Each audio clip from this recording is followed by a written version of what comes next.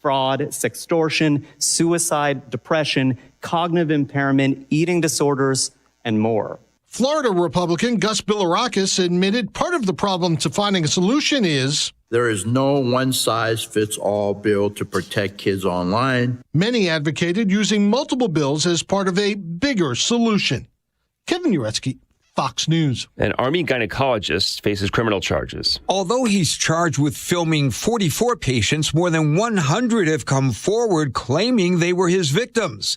The Army says 47-year-old Major Blaine McGraw's victims were filmed at a medical center at Fort Hood, Texas. McGraw was suspended from his post in October after a patient filed a lawsuit, and the Army launched its investigation, which is still ongoing. Gary Baumgarten, Fox News. Former Education Secretary Rod Page died, 92 years old. He oversaw the No Child Left Behind federal testing mandates that were enacted during the George W. Bush administration in 2002. I'm Chris Foster. This is Fox News. Ready for some holiday magic? Pack up the family and cruise over to Go-Bert's Farm in Pingree Grove, where 2 incredible Christmas light shows are waiting to light up your night. First up, the Go-Bert's Christmas Drive-Thru Light Show. We're talking millions of lights synchronized to music that'll have you cranking up the volume. Picture this: dancing penguins getting their groove on, snowflakes cascading all around you, reindeer galloping through enchanted fields, plus a dazzling tunnel of lights that's pure Christmas magic. But wait, there's more. The legendary Larson Christmas Light Show, the one everyone's been raving about from Campton Hills, is now right here on the Go-Bert's property. 30 minutes of jaw-dropping lights, spectacular special effects, and surprise character visits that'll make the kids lose their minds with excitement. Here's the best part. You can experience both shows in one epic night. Perfect for families, couples, or even your company party bus. Because yes, limos and party buses are totally welcome. Per vehicle pricing keeps it affordable, but grab your tickets online now because these shows are selling fast. Visit GoBerts.com for tickets, times, and all the details. Go-Bert's Farm, where Christmas dreams come to life. Hello, my name is Dr. Michael Huber, co-founder and developer of Virago, the immune enhancement cocktail. From all of us at Virago, we want to wish you a very Merry Christmas and a Happy Hanukkah and a Happy New Year. To our incredible 560 AM listeners, we want to say thank you for your support this year. It has meant the world to us. And we want you to celebrate, cherish these moments, and most importantly, be safe and healthy. The H3N2 variant is on the horizon, and we want you to be ready. Don't wait until it's too late. Be prepared. Protect your family during this holiday season. Stay healthy with Virago, and Merry Christmas. Flu season is here. Boost your immune system with Virago and protect yourself. Order your bottle of Virago online today. Visit myvirago.com. Use coupon code IMMUNE to save 30% at checkout. That's myvirago.com. Ring in the new year with sophistication at Trump International Hotel and Towers, Chicago, where 3 unforgettable celebrations await. Experience a night of elegance in the Grand Ballroom, where live entertainment and sweeping river and skyline views set the perfect backdrop for a midnight balloon drop. For a more intimate affair, the New Year's celebration at Terrace 16 offers a fine dining multi-course experience, handcrafted cocktails, and panoramic views. A setting for a modern, spirited countdown. Or elevate your night at the exclusive VIP soiree at Rebar for an evening with Frank, with premium bottle service, curated small plates, and a lively atmosphere, reserved for those seeking the most indulgent night of the year. No matter how you celebrate, welcome 2026 with an experience unlike any other. Only at Trump International Hotel and Towers, Chicago. Book now via Eventbrite.com, search Trump Hotel Chicago, or call 312-588-8000. Ross Shaw talks about building income in retirement. You know, you can actually structure it in a way to have that $4,000 a month coming in the door every single month. So you don't have to look at the stock ticker and say, oh, the stock market's up today, stock market's down. You still got that $4,000 a month, and having that opportunity to take the vacations and do all the fun things in retirement that you always dream to do. Unleash your wealth, Saturday at 7 a.m. and 2 p.m. on AM 560, The Answer. Scott Jennings sees a mixed message. A few weeks ago, they spent all of their energy talking about how this is the Republican shutdown. That was all any Democrat could say. This is the Republican shutdown. The election came and went, 8 Democrats decided to open up the government, and now the rest of the Democratic Party is angry about it. The Scott Jennings Show. Weekdays at 1, right before Hugh Hewitt at 2 on AM 560. The Answer. It's December 10th, and this is your Fox Daily Snapshot. Today is Human Rights Day, established in 1948. It stands as the first major stride forward in ensuring that the rights of every human across the globe are protected. The shooting at a New Jersey cemetery and a kosher supermarket leaves 6 dead, including the 2 shooters in a suspected anti-Semitic attack in 2019. In 1984, South African Archbishop Desmond Tutu is presented with his Nobel Peace Prize. Out of Africa, directed by Sidney Pollack and starring Meryl Streep and Robert Redford, premieres in Los Angeles. It would go on to win the Academy Award for the Best Picture in 1986. Born on this day in 1957, actor Michael Clark Duncan, best known for his breakout role in The Green Mile. I'm tired of people being ugly to each other. He was nominated for the Academy Award for Best Supporting Actor. I'm CJ Papa, and that's your Fox Daily Snapshot. Streaming services, retail chains, and tech giants are all adding Plus to their names. It's fairly obvious they were inspired by Hassellus Mattress. Hassellus showrooms are employee-free, plus unbeatable prices on Tempur-Pedic, plus free next-day delivery, plus 60-month interest-free financing on select Tempur-Pedic with approved credit, plus a $300 MasterCard gift card with your Tempur-Pedic mattress. Maybe we should change our name to Hassellus Plus. Find an employee-free showroom near you at Hassellus.com. Adult Beverage Solutions is looking for a brand ambassador in all areas for beverage sampling events. You have the ability to create your own schedule because most events take place Fridays, Saturdays, and Sundays at local grocery stores and independent liquor stores. Flexible scheduling with the ability to choose events that you would like to work. Receive event pay weekly. State alcohol certification is mandatory for all ambassadors. Must be 21 years of age. Competitive pay with the opportunity to earn bonus for exceptional performance. Each event you will provide consumers with product education while collecting consumer feedback.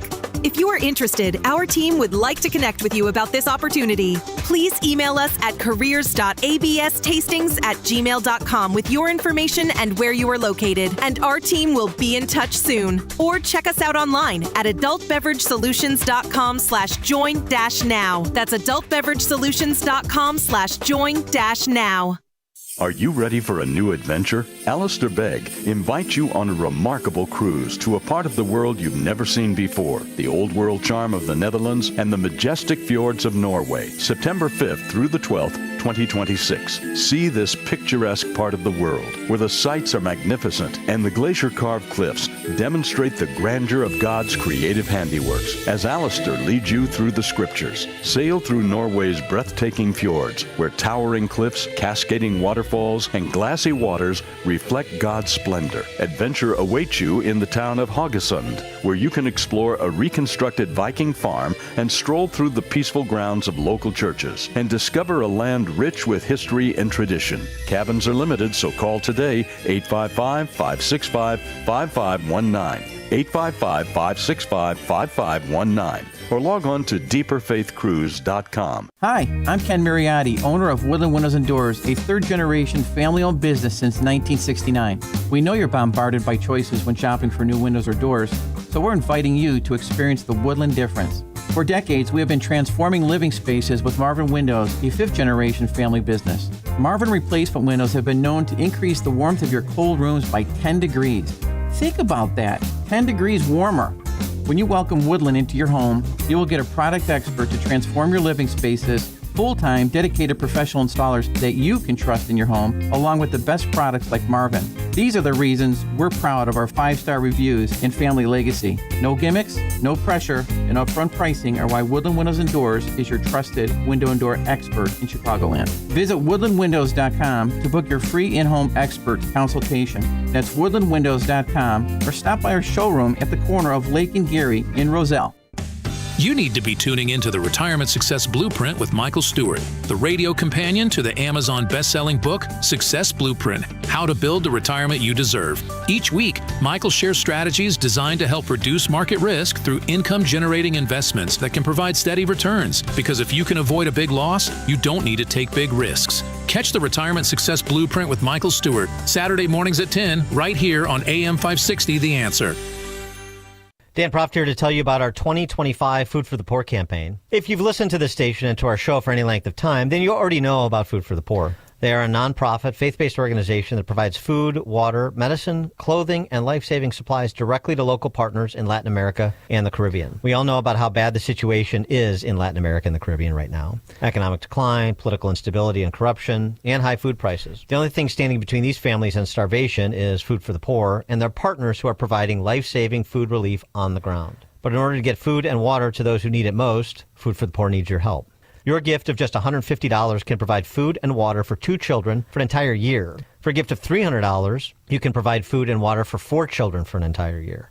To make a gift of any amount, just call 844-862-4673. That's 844-862-4673. Or visit 560theanswer.com/foodforthepoor. And if you are a small business owner or you make the marketing or advertising decisions for a business, then you need to become a business benefactor. Just make a $2,500 tax-deductible donation to Food for the Poor. And AM 560 will give you 40 one-minute commercials to air here on AM 560 The Answer between 5 a.m. and 8 p.m. Monday through Friday at no additional cost to you.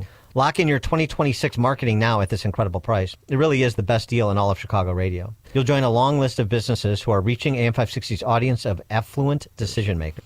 And through the generosity of your business, you'll also be helping more than 30 children for a year. To take advantage of this deal, just call John Gallagher at 847-472-8950. Again, 847-472-8950. That number, one more time, 847-472-8950. Or go to 560theanswer.com/foodforthepoor. That website again, 560theanswer.com/foodforthepoor. This past year has been one of the hardest in MyPillow's history. It's because of you that they are making it through. They want to thank you for your continued support by passing on some Christmas specials to our listeners. Get the Children's Bible Story Pillow 5-pack for $29.98. My Slippers with a free bottle of leather protectant spray for $39.98. Blankets, comforters, and duvets for as low as $25, and a blowout sale on the standard MyPillows for just $14.98. So go to MyPillow.com or call 800-489-0201 and use promo code LIBERTY to take advantage of these wholesale prices, including the standard size MyPillow, originally $49.98, now only $14.98. Queens, $18.99. Kings, only $1 more. 800-489-0201 and use promo code LIBERTY. We know MyPillow products come with a 10-year warranty, but MyPillow has just announced that they are extending their 60-day money-back guarantee. That's right. Orders placed between now and December 25th will have their 60-day money-back guarantee extended through March 1st, 2026. Promo code LIBERTY. Listen, I'm going to be straight with you. Pain just doesn't hurt your body. It steals your life. I know because I've seen it with people I care about, and maybe you're dealing with it right now. Here's what I love about Dr. Ashley Caravelli and QC Kinetics. They get it. They're not pushing surgery. They're not handing out pills. They're using your body's own healing power to fix what's broken. This is cutting edge. I've talked to people who've been through this. These are real results. No going under the knife, no medication fog, no sitting on the couch recovering, just your body doing what it was designed to do, heal itself. QC Kinetics gives you long-term relief. Make 2026 the year you get back to living without pain. They've got weekend appointments, free consultations, and you can use your HSA or FSA spending accounts. Your first consultation is free, so don't hesitate to call to find out more. Call 312-827-6261. Again, 312-827-6261. One more time, that number is 312-827-6261. Now, your official weather forecast. Today we can expect occasional wet snow in the morning, which will accumulate a coating to an inch. The sky will be mostly cloudy and windy with the potential for heavier bursts of snow that may reduce visibility and create slippery road conditions. The temperature will reach a high of 35 degrees. I'm meteorologist Jason Caterina on AM 560, The Answer. Get the latest weather, traffic, and news updates online at 560theanswer.com. Portions of the following show may be pre-recorded. This hourly segment is brought to you by Forever Remodeling. Stress-free and high-quality remodeling. View their stunning transformations online at the number 4everremodeling.com. Now, from the Signature Bank Studios. This is Chicago's Morning Answer with Dan Proft on AM 560. The Answer.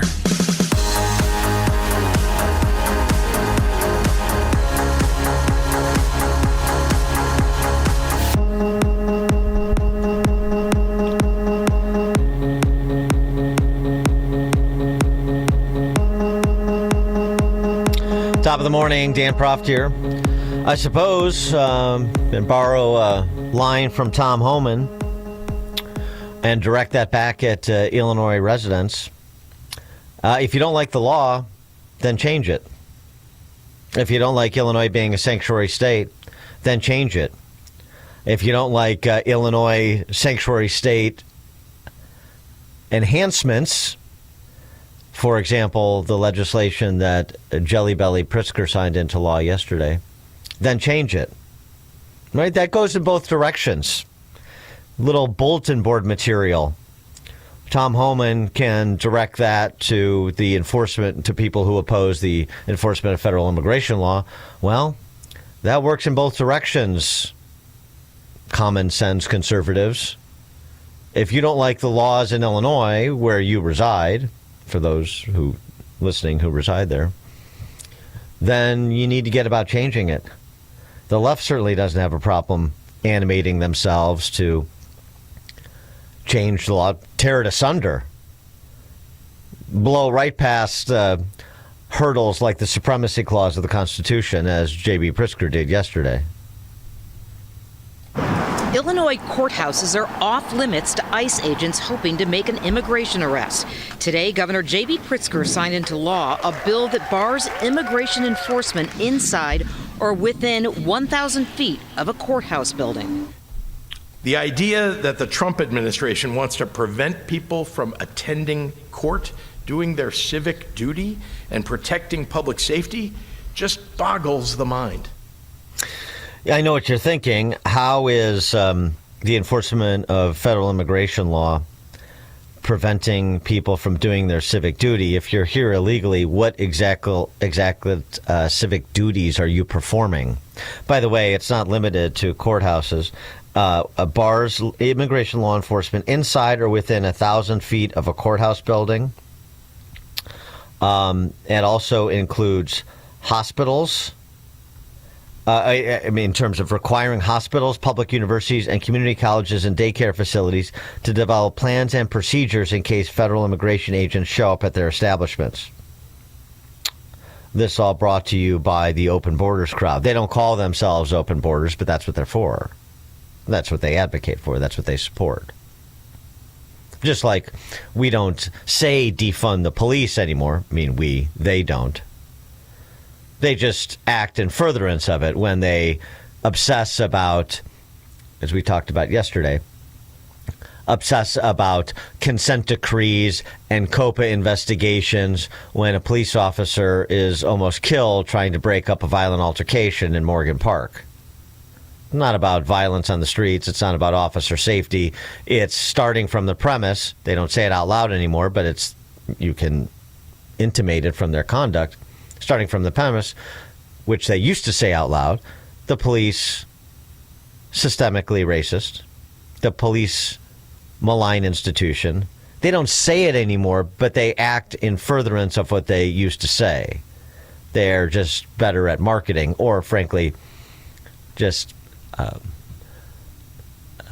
subordinating their public distaste while acting privately in the same direction they advocated publicly. And so it is with Open Borders. And this is just the latest installment of it. There's nothing that you can do that is too irresponsible if it is in direct antagonism to the Trump administration. And if you don't like that, Illinois, then change it. Because J.B. Pritzker is going to continue beating his chest until he is chastened not to do so. No doubt they have the ability to go to court about it, but I believe this is not just a good law, but a great law. Mm-hmm. Because no one is above the law. No one is above the law. That was repeated again yesterday. I know somebody who's above the law. You remember that cop in Hanover Park? In this country illegally? Right? Overstayed his visa by a decade. Radul Bojovic. the illegal immigrant from Montenegro who was sworn in as a police officer in Hanover Park, overstayed a B-2 tourist visa that required him to depart the U.S. on March 31 of 2015. After being released on bond at the end of October, he went back to work for the Hanover Police Department. So you have a situation where an illegal immigrant with arrest powers over American citizens has been reinstated for the time being onto the Hanover Park Police Department. So I guess he's above the law, isn't he? 312-642-5600, turnkey.pro answer line. Remarkable, too, that this legislation would be signed into law the day after the story we talked about yesterday, or 2 days after this was released by the Department of Homeland Security. Governor Pritzker, Sanctuary, Illinois, released more than 1,700 criminal illegal aliens, including murderers, pedophiles, and kidnappers. Illinois' failure to honor ICE detainers, this is reading from DHS. Illinois' failure to honor ICE detainers has resulted in the release of 1,768 criminal illegal aliens since January 20th of this year. The crimes committed by these illegal aliens include 5 homicides, 141 assaults, 23 burglaries, 4 robberies, 24 dangerous drug offenses, 15 weapons offenses, and 10 sexual predatory offenses. There are currently another 4,015 aliens in custody of an Illinois jurisdiction with an active ICE detainer. The crimes of those aliens include 51 homicides, 1,134 assaults, 107 burglaries, 36 robberies, 275 dangerous drugs offenses, 120 weapons offenses, and 813 sexual predatory offenses. In September, ICE sent a letter to Illinois Attorney General Kwame Raoul asking for cooperation in honoring ICE detainers on criminal illegal aliens. His office did not respond. And then you have Jelly Belly and company running around saying ICE is, just targeting people. JBBJ, this is their line, right? ICE is just stopping people because of the color of their skin. ICE is targeting minorities. ICE is going after people in daycare centers and schools and businesses, hardworking people in this country trying to make a better life for themselves. This has nothing to do with public safety threats, which he reiterated yesterday, did the good governor there. And there is the rest of the story, the 1,700 plus criminal illegal aliens that were released back, or would have been had ICE not intervened after, for example, they had served out their prison sentence and they were going to be released back, and then ICE interceded. But it was over the opposition of Illinois state government, not in coordination with Illinois state government, which is a big difference, isn't it? Because when it's in opposition, people get away. Victims don't get justice. This is how brazen they believe they can behave. This is how docile they think Illinois' electorate is. That story about purposely unleashing established illegal immigrant predators onto the law-abiding public, and the next day they're further demonizing ICE agents and advancing unconstitutional legislation to create even bigger buffer zones around courthouses, to create even more sort of community opposition to law enforcement through institutions like hospitals and universities. It's a really interesting commentary that the governor and all of those assembled individuals that Chicagoland sent down to Springfield. Really interesting commentary by them on Chicagoland, on their constituents, for whom they have no regard. At least not the law-abiding and those that care to put the law-abiding American citizen above the illegal immigrant, particularly the illegal immigrant who is a societal pariah, or at least should be treated as such. Very interesting commentary. Something to consider. Tony, Southside. Good morning, Dan, my favorite barrister and consigliere. Hey, listen, that sojourner from the other land that came here became a cop in Hanover Park. If somebody was arrested by him, do they have any legal recourse, especially if they're like detained for a long time or even put in jail? You know, is there legal recourse they have? Just questioning that. Well, that's an interesting question. Thanks for the call, Tony. Yeah, I mean, if you are arrested by somebody who should not lawfully have arrest powers, people in this country who are illegal immigrants cannot be police officers. Yeah, I mean, I would think that a enterprising criminal defense attorney would get that arrest thrown out, and then it becomes fruit of the poisonous tree. If the underlying arrest was illicit, then anything that follows from it arguably would be illicit. I mean, it's just remarkable. I mean, I don't know if this is per some broad reading of the collective bargaining agreement between the police and Hanover Park.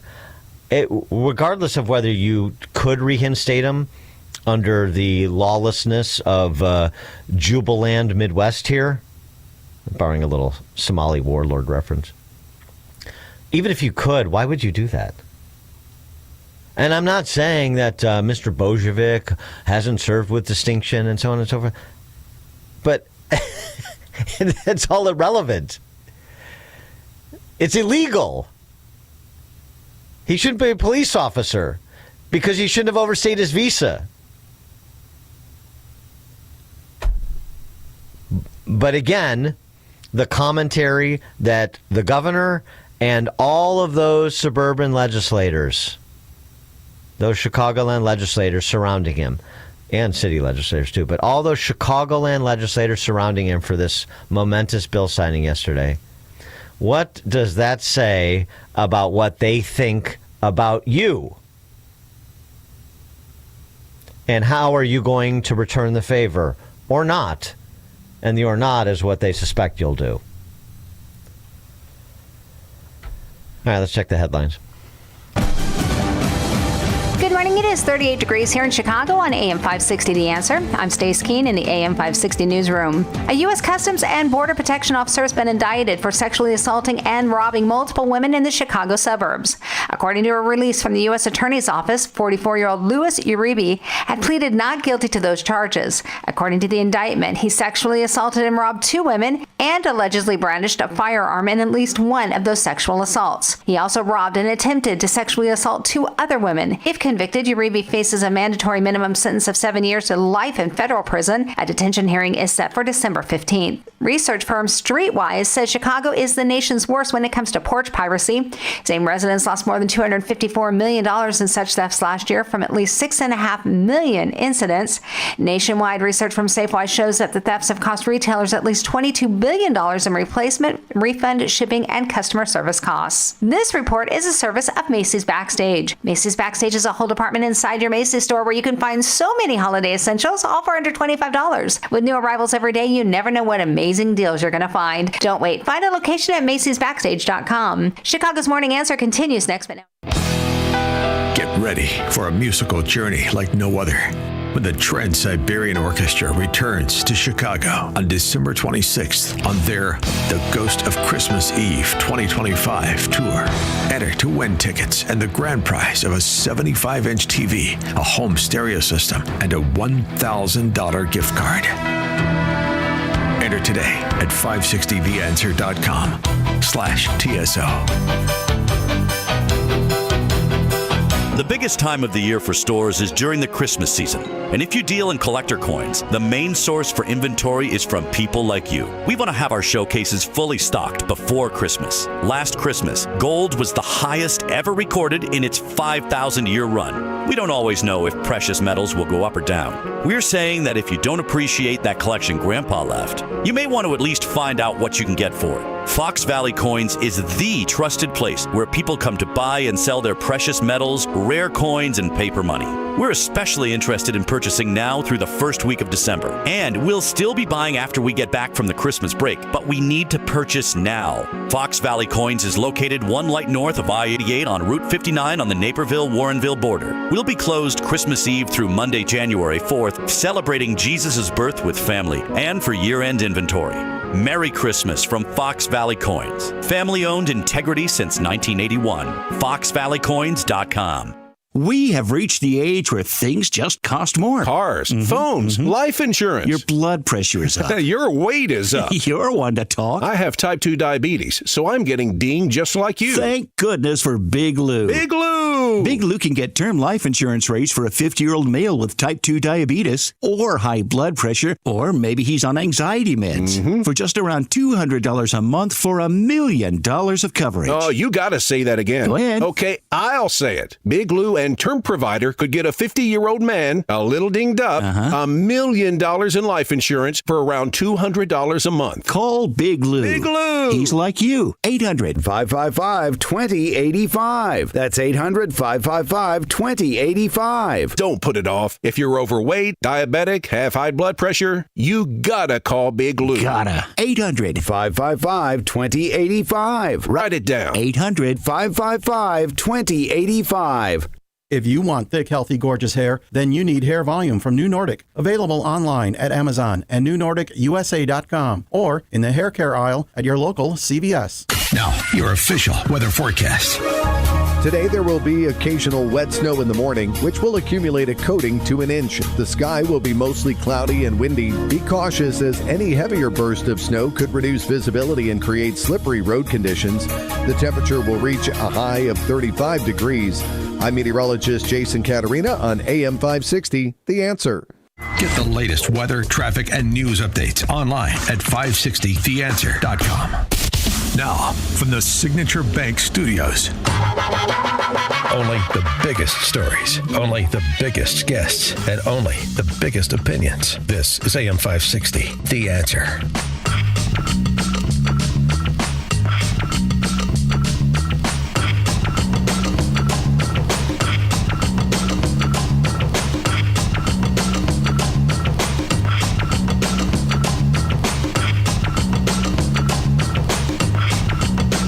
Staying local for a moment here. You worried about that possibility of a city government shutdown in Chicago? You know, they have to pass a phony baloney budget by the end of the year. There was a fun exchange with BLM Brandon on the topic of balanced budgets that I'll bring you in a moment. There's been some progress. If you're concerned about the prospect of a city government shutdown, there has been some progress, apparently, theoretically. Mayor BLM Brandon has modified his head tax proposal. Now, instead of proposing to put a $21 per month head tax on companies with more than 100 employees, it's a $33 per month head tax on companies with more than 500 employees, which is about 175 or so companies in Chicago. City Council, all the alderhumans have not accepted that yet, but they are making all sorts of gesticulations in the direction of proposing their own budget. Which also, by the way, I mean, if you want to look at their budget, includes some things like doubling the garbage fee, just so you know. Why not all of the above? That's what I say.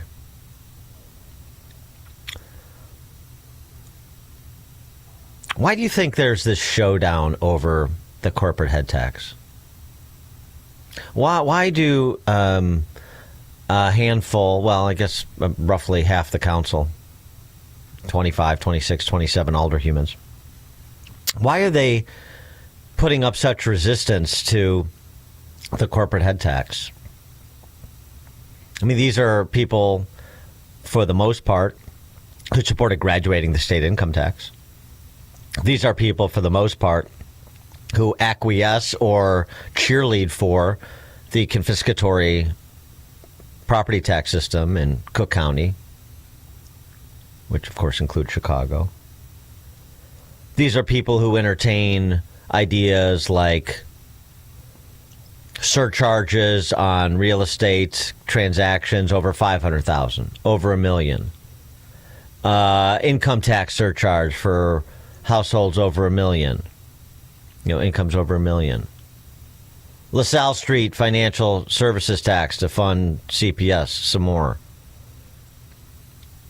All of the layers of government and taxation to prop up those layers of government. You don't hear from these older humans. You find it curious that there's this showdown over a corporate head tax that BLM Brandon described thusly, and not totally inaccurately, frankly. The community safety surcharge would account for roughly 0.0008% of their annual revenue. That's less than 1,000% These huge corporations are not going to make a financial decision based upon what essentially could be a rounding error. Mm-hmm. Yeah, why getting all defensive in the direction of big corporations that they otherwise like to fleece for what amounts to a rounding error?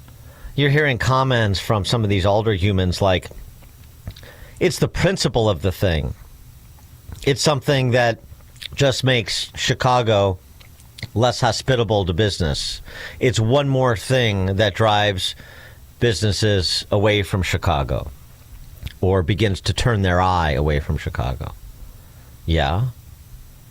Well, you can say that about, golly gee, all sorts of things in terms of artificially increasing the cost of doing business in this state.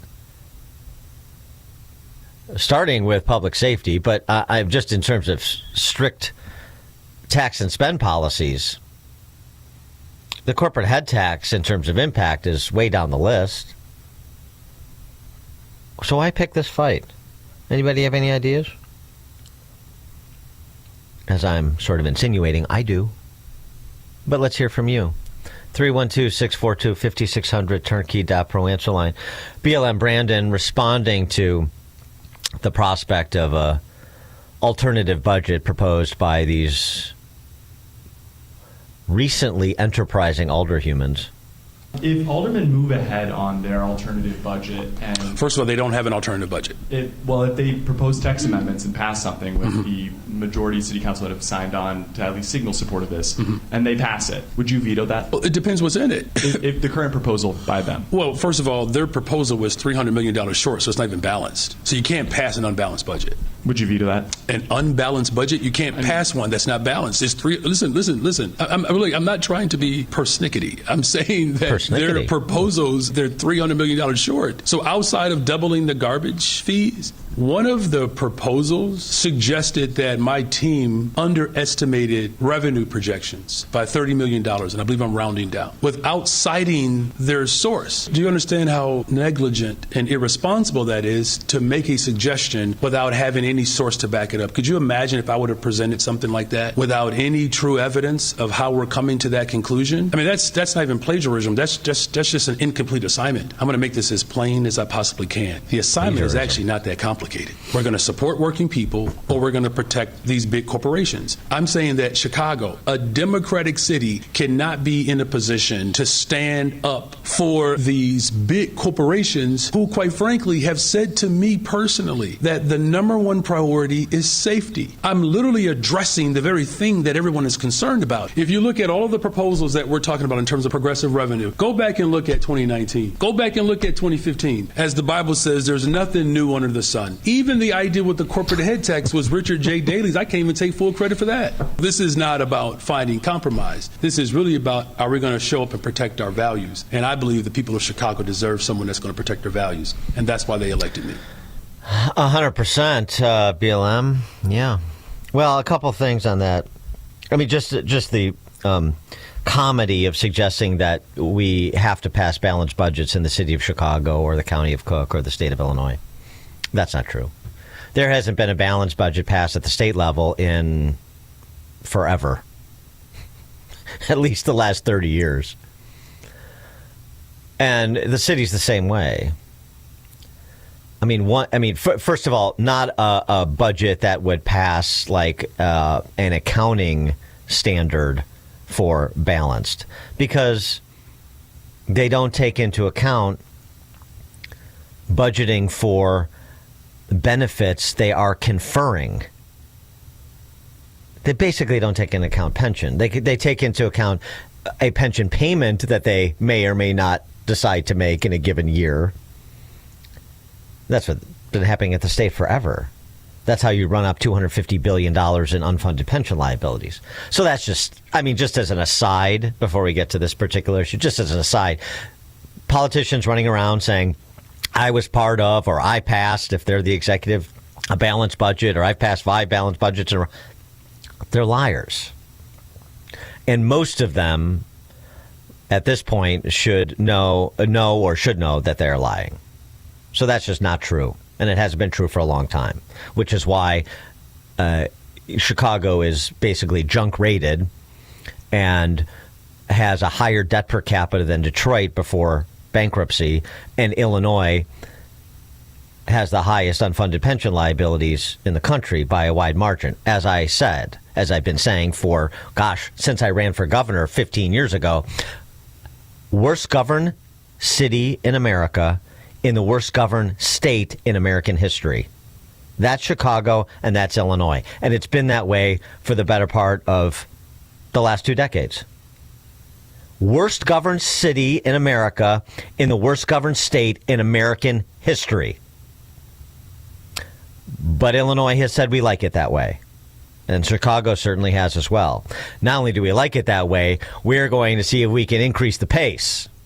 We can make it worse yet. I'll show you. We'll go from Tiny Dancer to Triple Threat to BLM Brandon. How you like them apples? Yeah. You got me. All right, back to the corporate head tax. Well, so why? What is the dust up over this? I mean, the rhetoric that you hear from BJ is the same rhetoric you hear from all these older humans that are, from most of them, that are standing in opposition. What's the rub here? Are you standing with big, faceless corporations that make money off the backs of the proletariat? Ill-gotten gains, windfall profits, the evils of capitalism, or the working man and woman, Johnny Punchclock and Sally Housecoat? Who are you with? And half the city council is saying we're with the corporations on this one? Why? Nick, Northwest Side. Dan, it's so nice to hear, and you know what's going on. Myself being living history of a lot of these stupid things that are going on in our country.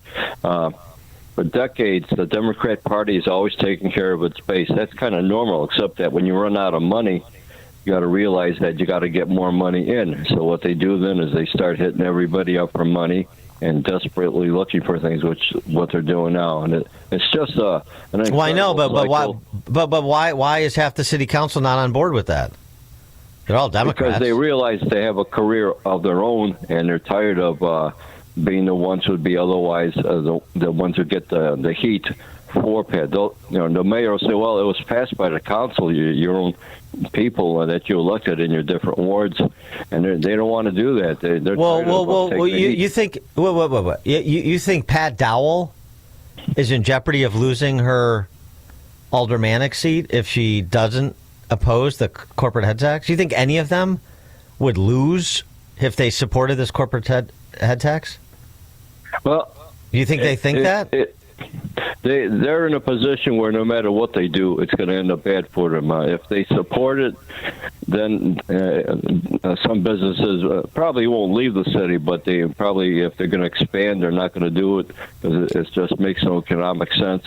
Yeah, but do you think they care about that? Do they care whether businesses stay or go? They didn't seem to care when Citadel pulled up stakes. They didn't seem to care when Tyson Foods or Boeing pulled up stakes. They don't care.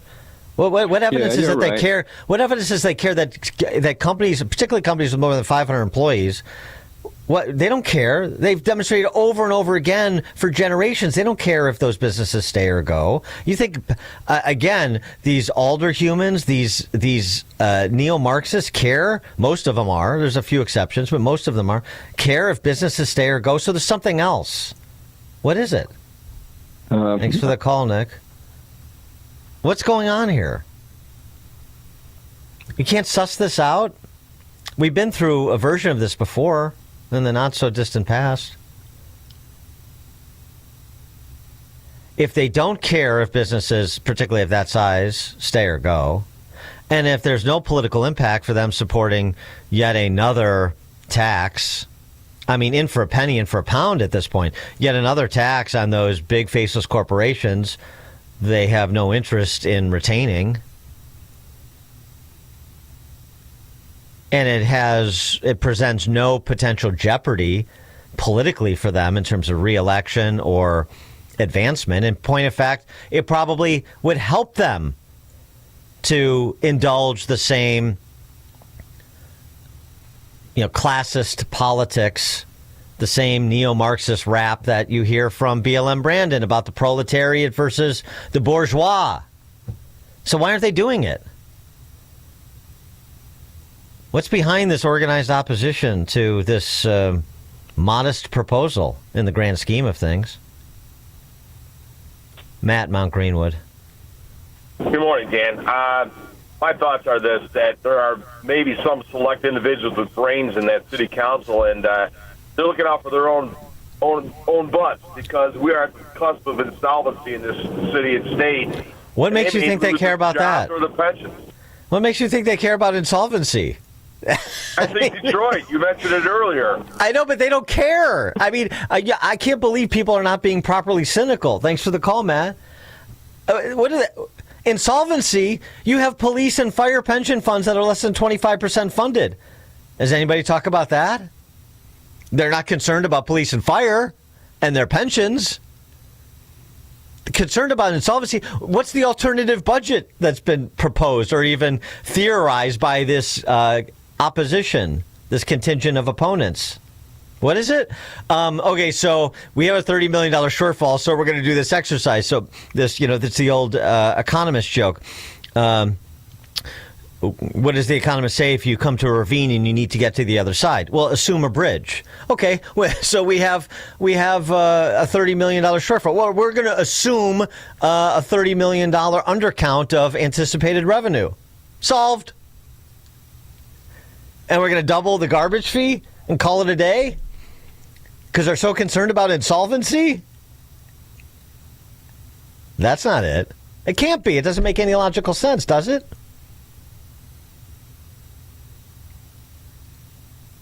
All this time we've gone through this, and all the lived experience of so many, and I mean, you're attaching improperly civic mindedness to these individuals. There is no civic mindedness here. What are you starting to believe their rap? Are you so inured to it? Have you been so sort of reprogrammed by hearing the same things from the same sort of politicians, different names and faces for so long that you just sort of accept the premises that they start from?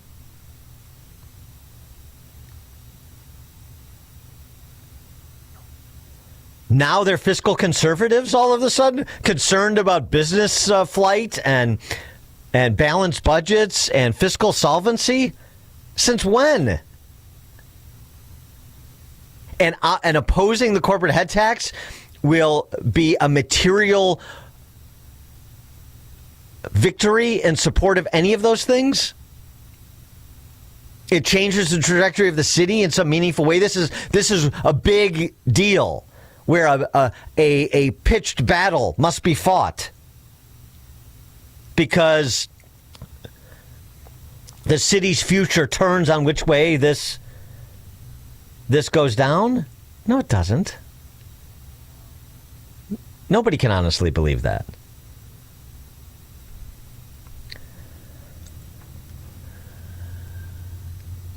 Neil LaGrange. Hey, good morning, Dan. You know, they only care about themselves and they only care about the party. You know, and then bringing all these immigrants in, it's all about reapportionment because they get more and more money the more people are here. The immigrants count for the census, and you know, these idiots think that these corporations just have extra money laying around, which we both know they don't. They're just going to pass this through. But yeah, they don't care about the city.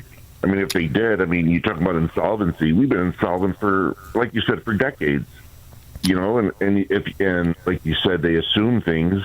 Look when they started robbing the teachers' retirement system. They were taking loans from them and says, well, we're going to get 16-20% on our investments. So, I mean, this has been going on for a long time. Thanks for the call, Neil. Text from 815, they're being paid. Getting warmer. Text from 312. All the city council is doing is keeping up appearances, the opposition, so when they run for re-election, they can say that... hold on, I got cut off. So when they run for re-election, they can say they fought the good fight. Warmer. Dan, Salem, Wisconsin. Dan, the Democrat Party are the arsonists playing firemen. That's true. That's true. But there's something very specific here. Kevin, Austin, Texas. They care about getting reelected, and they do whatever they have to do to try to get reelected. And they serve the people that vote for them, their constituencies, the teachers' unions, the government employees, all that type of thing. And the thing is, they're better organized. They raise funds better from bleeding heart liberals, and that type of thing. And unless but who are they serving here with their opposition to this? That's the. Cui bono? Who benefits? Who are they serving here with this opposition? Let me think about that for a second. It's who's going to be funding their campaigns? Who's the money behind it? I guess that thing. Mm-hmm. But the point I wanted to make is, unless the Republicans get organized now, there's going to be no opposition. And it's not Republicans in the top echelons and that type of thing. Their main thing is they just want to get reelected. Any representative, that's their job. But people, unless there's enough political pressure and organization, they win the narrative. They've got the media on their side. They win the narrative every time.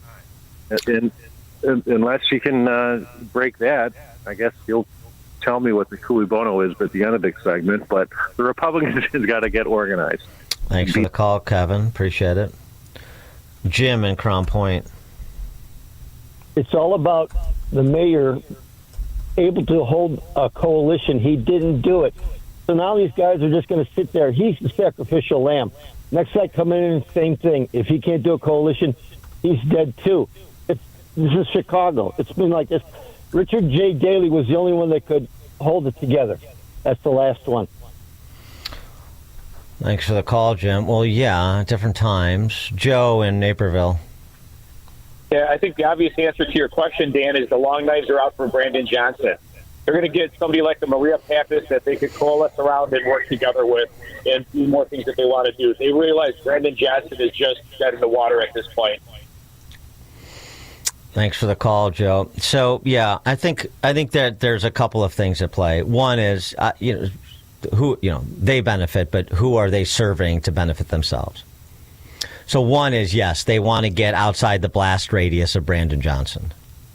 They don't want to be tagged with him politically. And so this is a high-profile fight over something that is marginal, but a high-profile fight that the media is purposely amplifying in support of these BLM-branded opponents to aid and abet the overall image of the party because he's an anchor. So it's a contrived fight for the purpose of isolating BLM and protecting everybody else who's not BLM-branded. He will be sacrificed at some point. That's right. But the other thing, and the comparison I would make, I was referencing generically, is the soda tax, pop tax fight with Tony Preckwinkle. Same deal. And everybody gets all up in arms. And people never saw coming. Why? The double gas tax? No. The income tax, property taxes? No. That doesn't generate nary a crossword. But soda tax, the corporate head tax, these are contrived fights. And it gives those tax eaters who bear just as much responsibility as the principals from who they are trying to separate, Brandon Johnson, Tony Preckwinkle. It gives them something to hold and say, Chicagoland Chamber of Commerce, the big companies in Chicago and Chicagoland, remember when I did this big thing?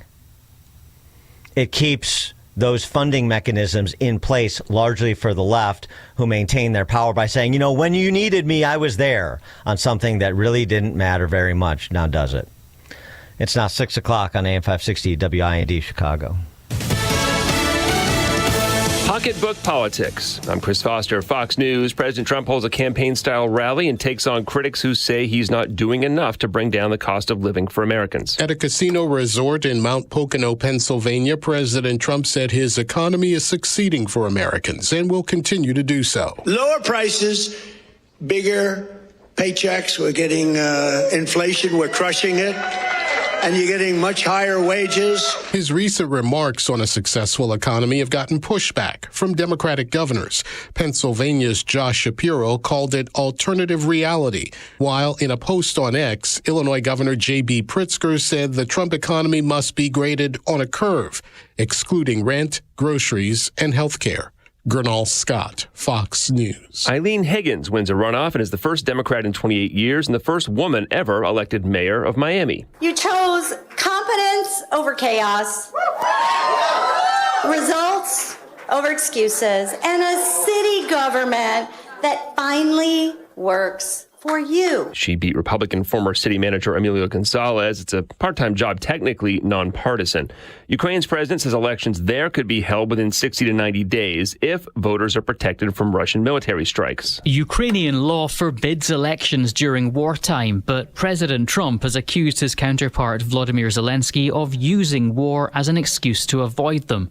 President Zelensky now says he's ready for an election, but is asking the US and Europe to help ensure people can vote safely. It's Fox's Jonathan Savage. There's a Senate Republican plan now to let Affordable Care Act subsidies expire at the end of the month and support the use of health savings accounts instead.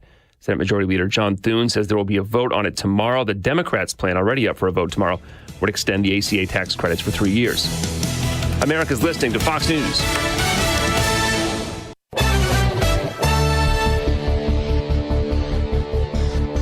Good morning. It is 37 degrees here in Chicago on AM 560, The Answer. I'm Stace Keene in the AM 560 newsroom. A man was shot and killed by a Chicago police officer last night. ABC News is reporting the incident occurred as officers were investigating a report of a stolen vehicle. Two men reportedly tried to enter the parked vehicle when officers approached them. One of the suspects ran from the scene while the other got back into the car. A struggle occurred with the suspect dragging the officer as he began to drive away. The officer fired his weapon, striking the man. The suspect was transported to the hospital where he was pronounced dead.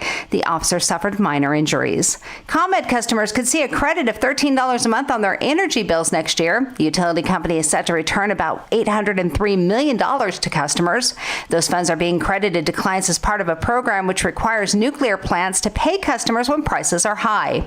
ComEd residential and commercial customers can expect to benefit from these funds in the form of bill credits, with the average residential customer expected to receive approximately $13 a month, depending on usage, for the first 5 months of the year. And the Trump administration is threatening to withhold federal funds for Chicago Chicago's mass transit system. Fox's Jared Halpern has more. Federal funding will be pulled for Chicago's public transportation unless the city beefs up security on the transit system. The Federal Transit Authority administrator sent a letter to Chicago's Mayor Brandon Johnson and Illinois Governor J.B. Pritzker requiring a new safety plan be implemented by December 19th. The administration announced it was withholding $2.1 billion for Chicago infrastructure projects in October, including a planned expansion of a commuter train line. White House officials say they want to ensure contracts are not awarded on race-based criteria. Jared Halpern, Fox News. This report is a service of Fox Valley Coins. Bring your gold or silver in store today. Each item is priced right in front of you. The coins never leave your sight. Receive cash or a check right on the spot.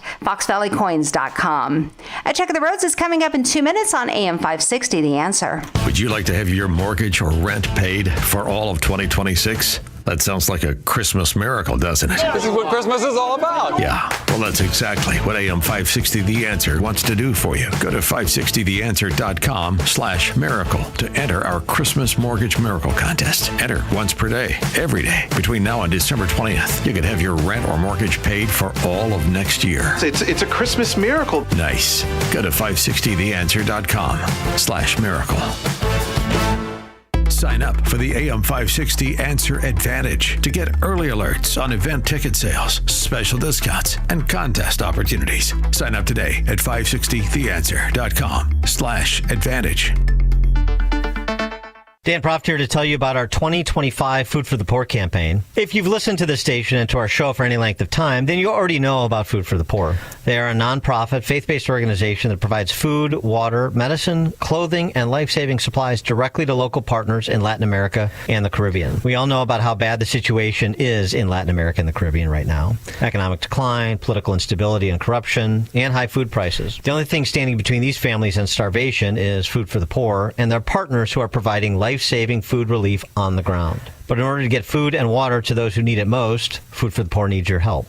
Your gift of just $150 can provide food and water for 2 children for an entire year. For a gift of $300, you can provide food and water for 4 children for an entire year.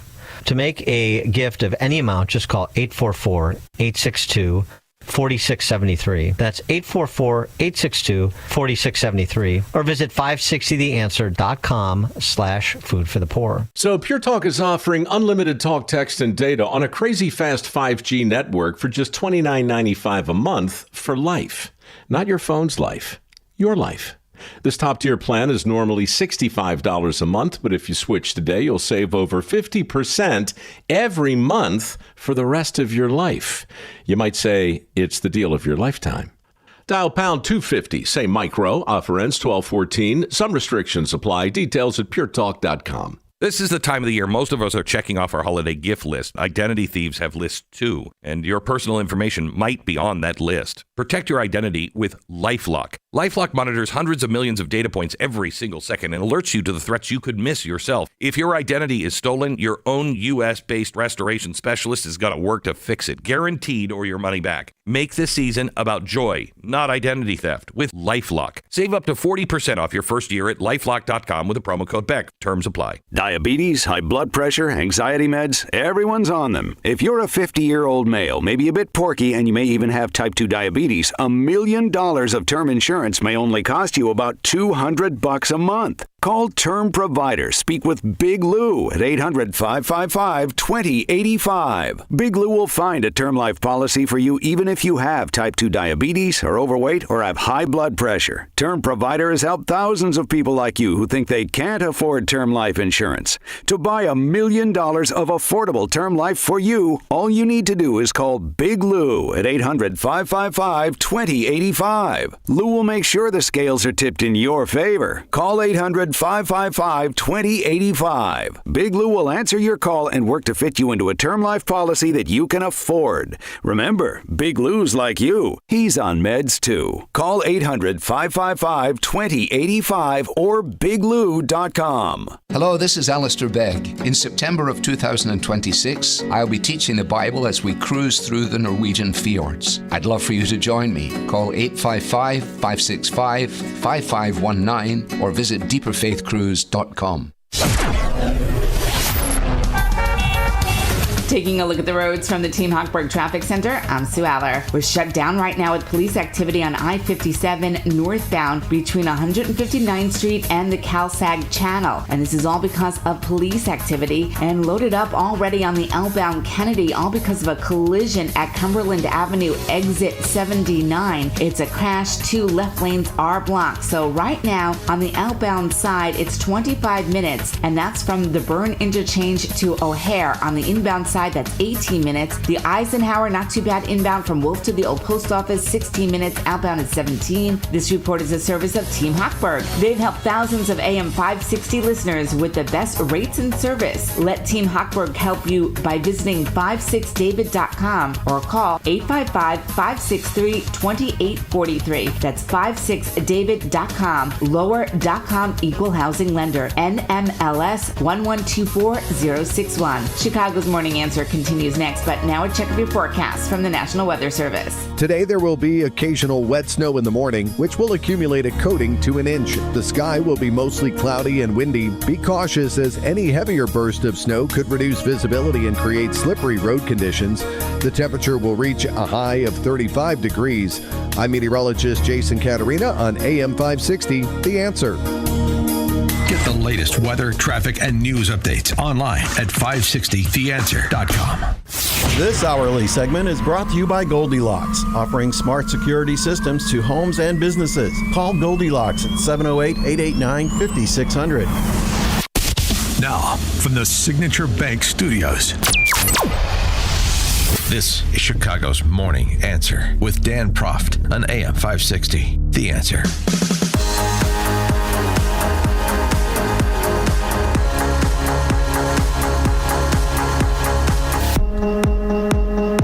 Top of the morning, Dan Proft here. So down goes Miami.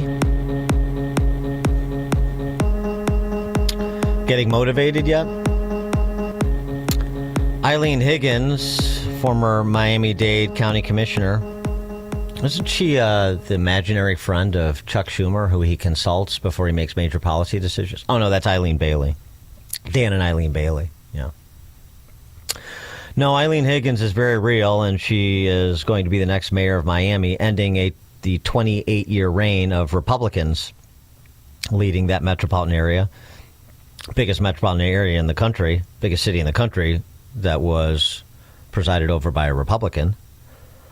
Until last night, Emilio Gonzalez, the former city manager, got beat rather handily, basically 60-40, by Higgins, despite being endorsed by DeSantis, being endorsed by Trump. Additionally, they nationalized the race. They tied Emilio Gonzalez to Trump, sending mailers out that had messages like, "Send a clear message. Trump's endorsement will be rejected in Miami."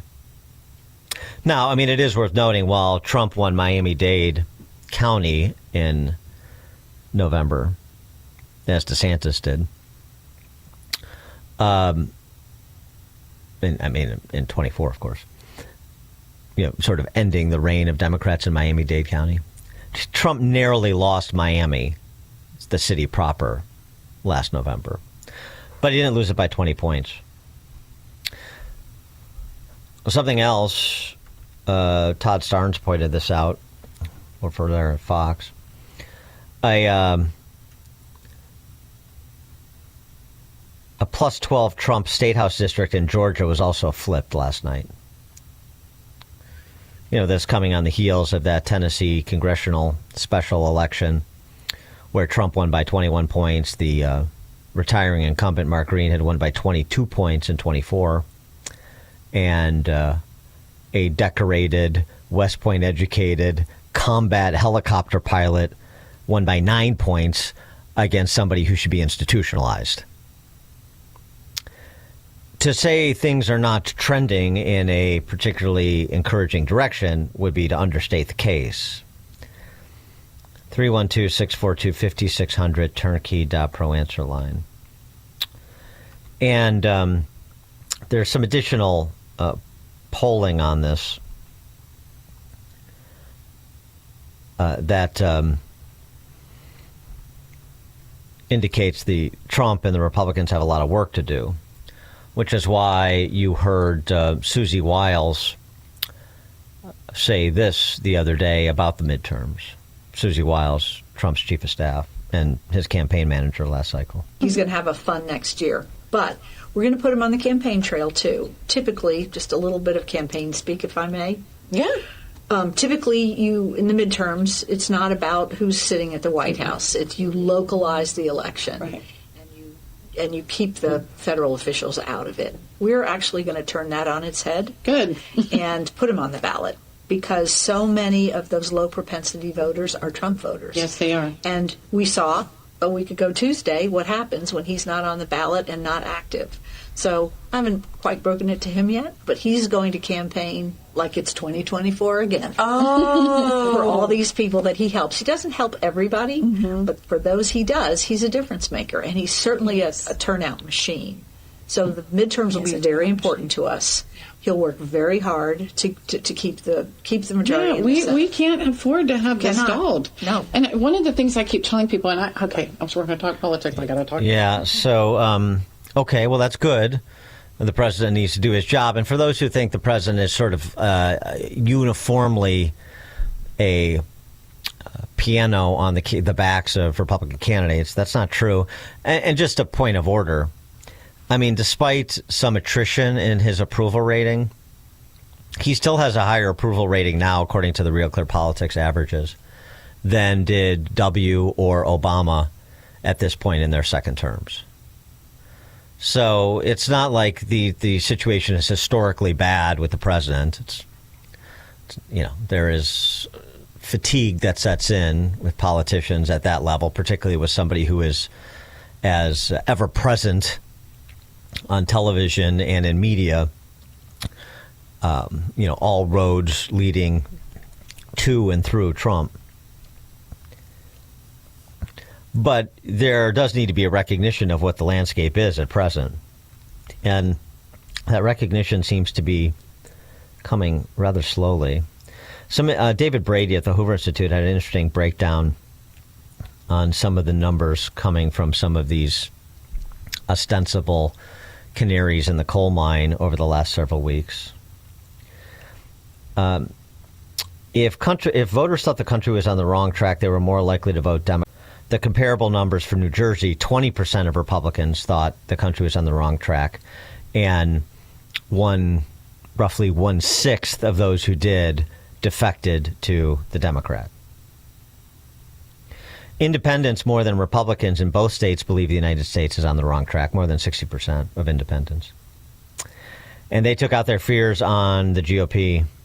Independents who thought the country was on the wrong track voted 85% for Spanberger, the Democrat.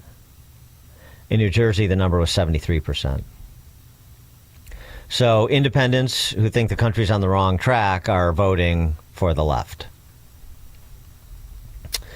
You also see, to the extent there's disaffection, you see a little bit more in terms of defections from Republicans than Democrats. And, in close races, that makes a difference.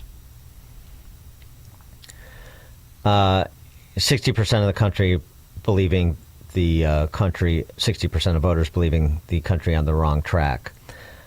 And of that number, 60% say they will vote for the Democrat in the 26 elections.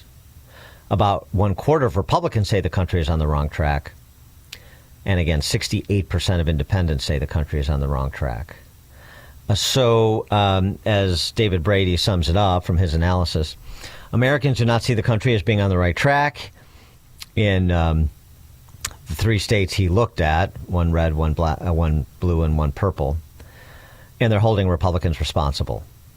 So there needs to be some turnaround in those numbers, and there is enough of recognition and the need for Trump to make the case and people to pick up and make the case for him as well, and perhaps more persuasively, such that Trump was out at a casino on Mount Poconos, Pennsylvania yesterday, returning to the rally stage.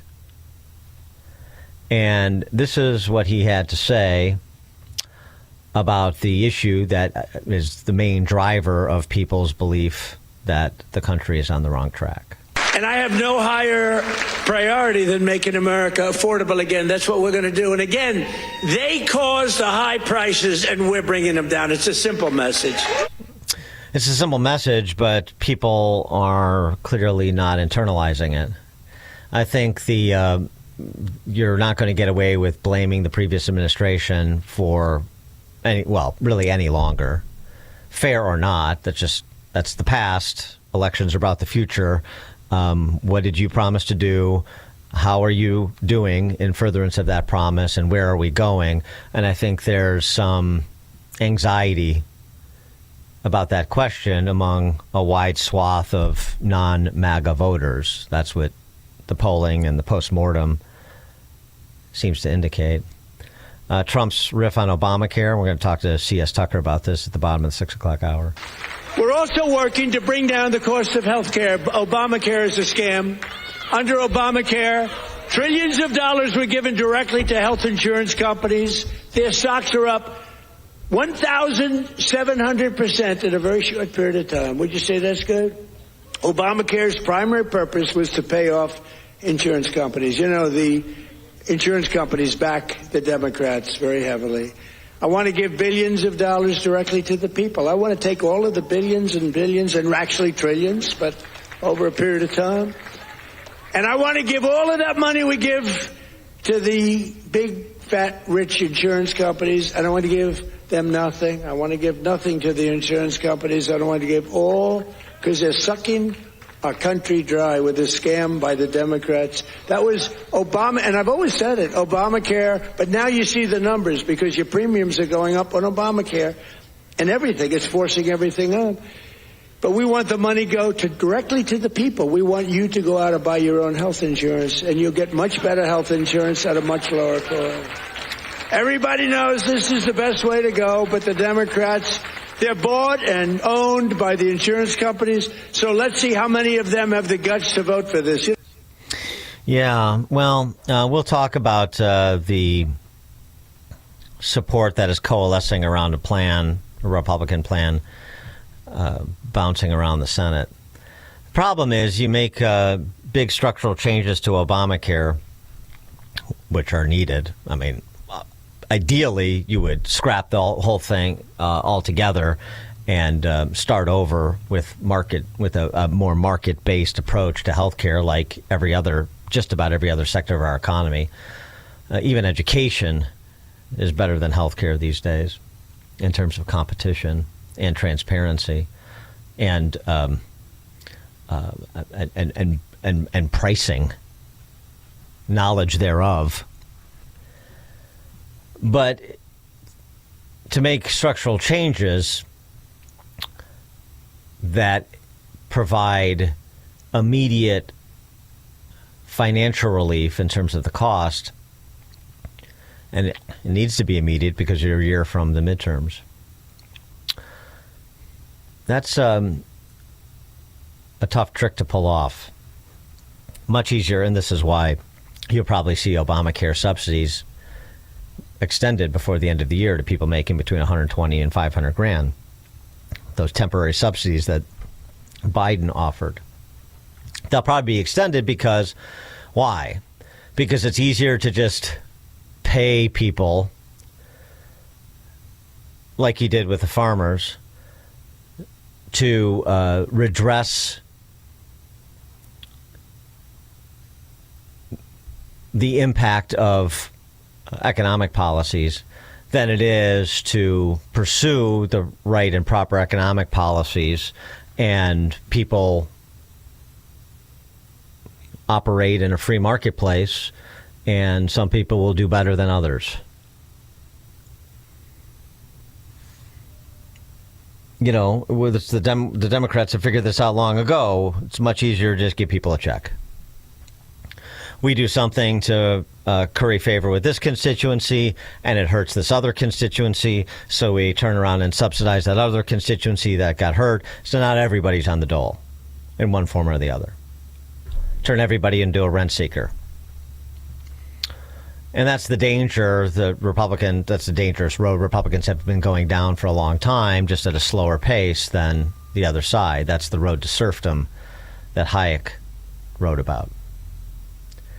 And it's going to be very difficult. I'm very skeptical that there is the intestinal fortitude within the Republican Party, and I'm not just talking about Trump, to divert from that path at this point. And there's always the specter of a coming election that provides them cover for their political and intellectual cowardice. Ron, Southside. Hey, Ron. Can you hear me? Yep, go ahead. Okay. One thing you mentioned, and it's true, people are not going to continue to buy the whole Biden thing. They are unfair. First of all, as it relates to inflation, you knew what inflation, Trump knew what inflation was like when he ran. He knew what the issues were. He did a good job relative with the border. So you knew these problems. The whole thing, we've heard it. We've heard enough about Biden. Just the same way with Brandon. Oh, well, I inherited all these problems, the lack of investment in the black and brown communities, the immigrant. So, no, when you run for the job, you know what the issues are. And we get it. We don't need to keep being told about the past person. So that's it, because people, after a while, people are not bad at it. Thanks, Dan. Thanks, Ron.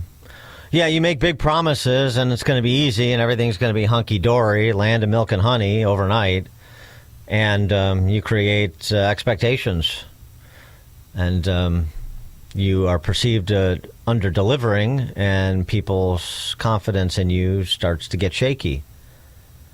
That's what's happening. Larry Elmhurst. Hey, good morning, Dan. Hey, another thing, too, is that mayor just elected in Miami, and now Ken Griffin moved everything down there, and she's off for cashless bail. She's another free other criminal mayors. Yeah, well, that's why I started the segment, and thanks for the call, Larry, with Down Goes Miami. We'll see. We'll see if the sort of larger culture in Miami can pin her in to some of the excesses that she would, prefer to indulge, like all of her big blue city brethren. We'll see. Maybe things will change in Miami. I hope not, because it's going in a positive direction. You mentioned Ken Griffin, at that American Business Forum a few weeks ago. We talked about it, and he talked about the difference between going to dinner in Miami as opposed to going to dinner in Chicago. You'll recall. Do you know how great it is to go to dinner and people talk about their children and they talk about their future and they do so with excitement and enthusiasm? We lost that in Chicago in the last 10 years. Dinner in Chicago would be about crime, about cronyism, about failed policies in the state. It is so refreshing to be in a city where people talk about tomorrow. And I think that's a really important topic here in a roundtable on business. Entrepreneurs are people that believe in tomorrow. It's really tough to start a business. Don't kid yourself. You don't own your business owns you. So you have to have a great deal of optimism about the future of where you live, the community you're part of, the country you're part of, to start a business. And it is so great to see the optimism that we have here in Miami. It's really special. I've spent a good deal of time in Miami, and Griffin is on the mark, as you would expect he would be. And his dinners are, I'm sure, much more interesting than mine. But there is a lot of entrepreneurship and optimism and talk of tomorrow, and not a lot of talk of politics, certainly local politics. Nothing on the order of what you experience in Chicago. And we're going to find out if that's going to change.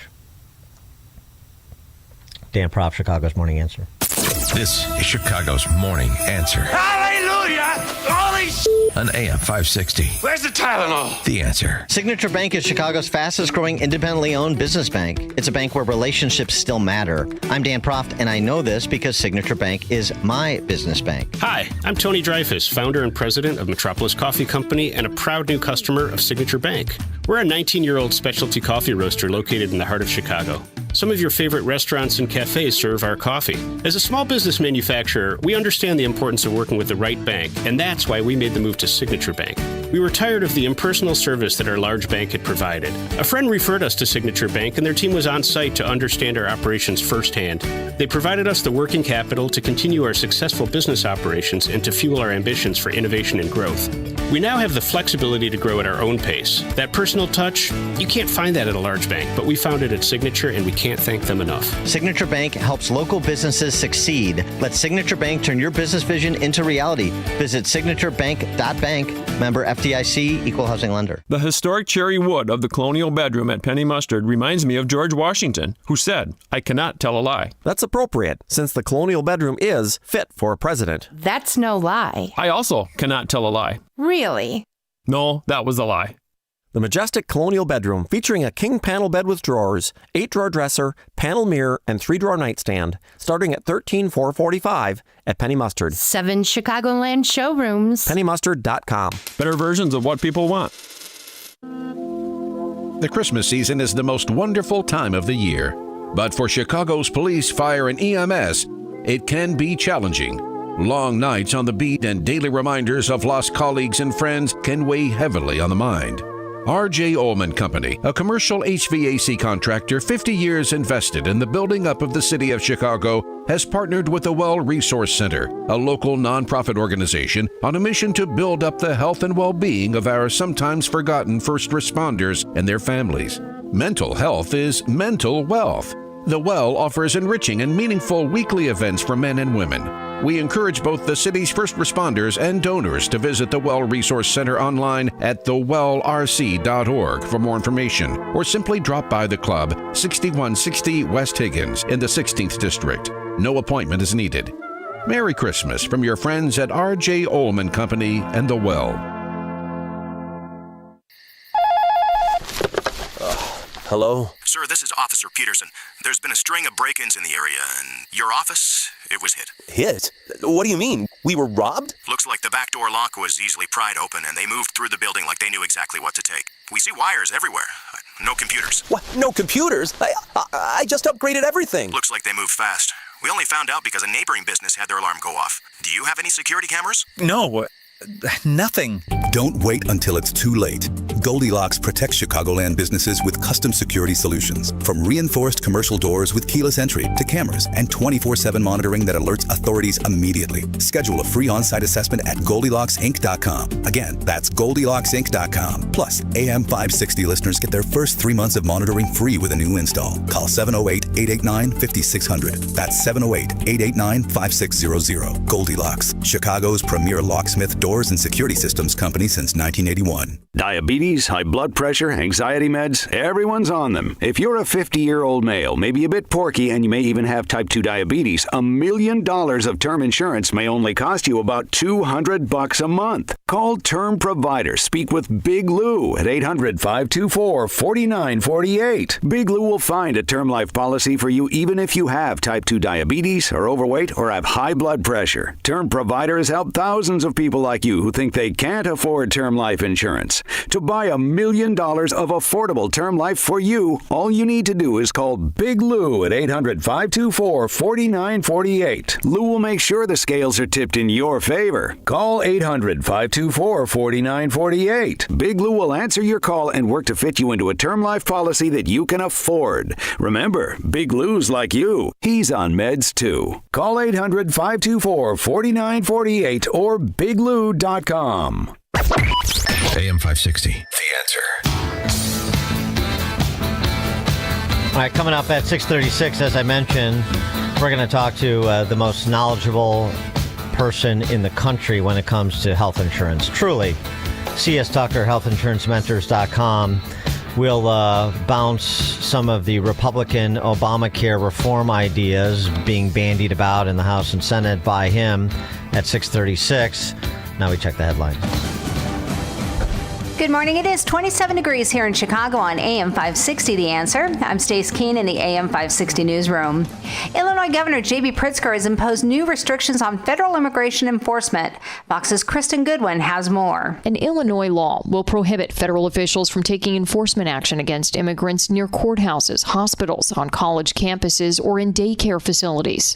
Dropping your kid off at daycare, going to the doctor, or attending classes should not be a life-altering risk.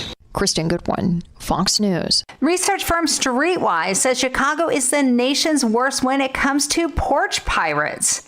Residents lost more than $254 million in such thefts last year, stemming from at least 6.5 million incidents. Nationwide, the thefts have cost retailers at least $22 billion in replacement costs, refund, shipping, and customer service costs. This report is a service of AlmostFreeTeeth.com. Think full mouth dental implants are too expensive? Think again, not at AlmostFreeTeeth.com. With medical insurance, you could save thousands and receive your finally affordable dream smile. Check if you qualify today at AlmostFreeTeeth.com. A check of the roads is coming up in 2 minutes on AM 560, The Answer. Larry Elder explains what Obamacare is all about. If you like your doctor, you can keep your doctor. False. If you like your health care plan, you can keep your health care plan. False. It'll save the average family $2,500 a year in premiums. False. It'll bend the cost curve down. False. It'll lower the use of ER rooms. False. It was supposed to solve the problem. It's gotten worse. The Larry Elder Show. Weeknights at 8, right before Sean Hannity at 10 on AM 560. The Answer.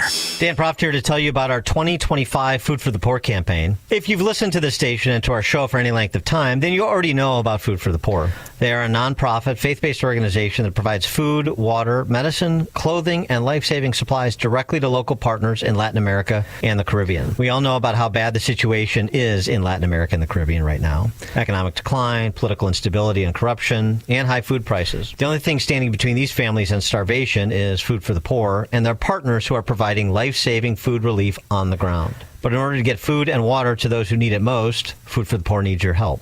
Your gift of just $150 can provide food and water for 2 children for an entire year. For a gift of $300, you can provide food and water for 4 children for an entire year.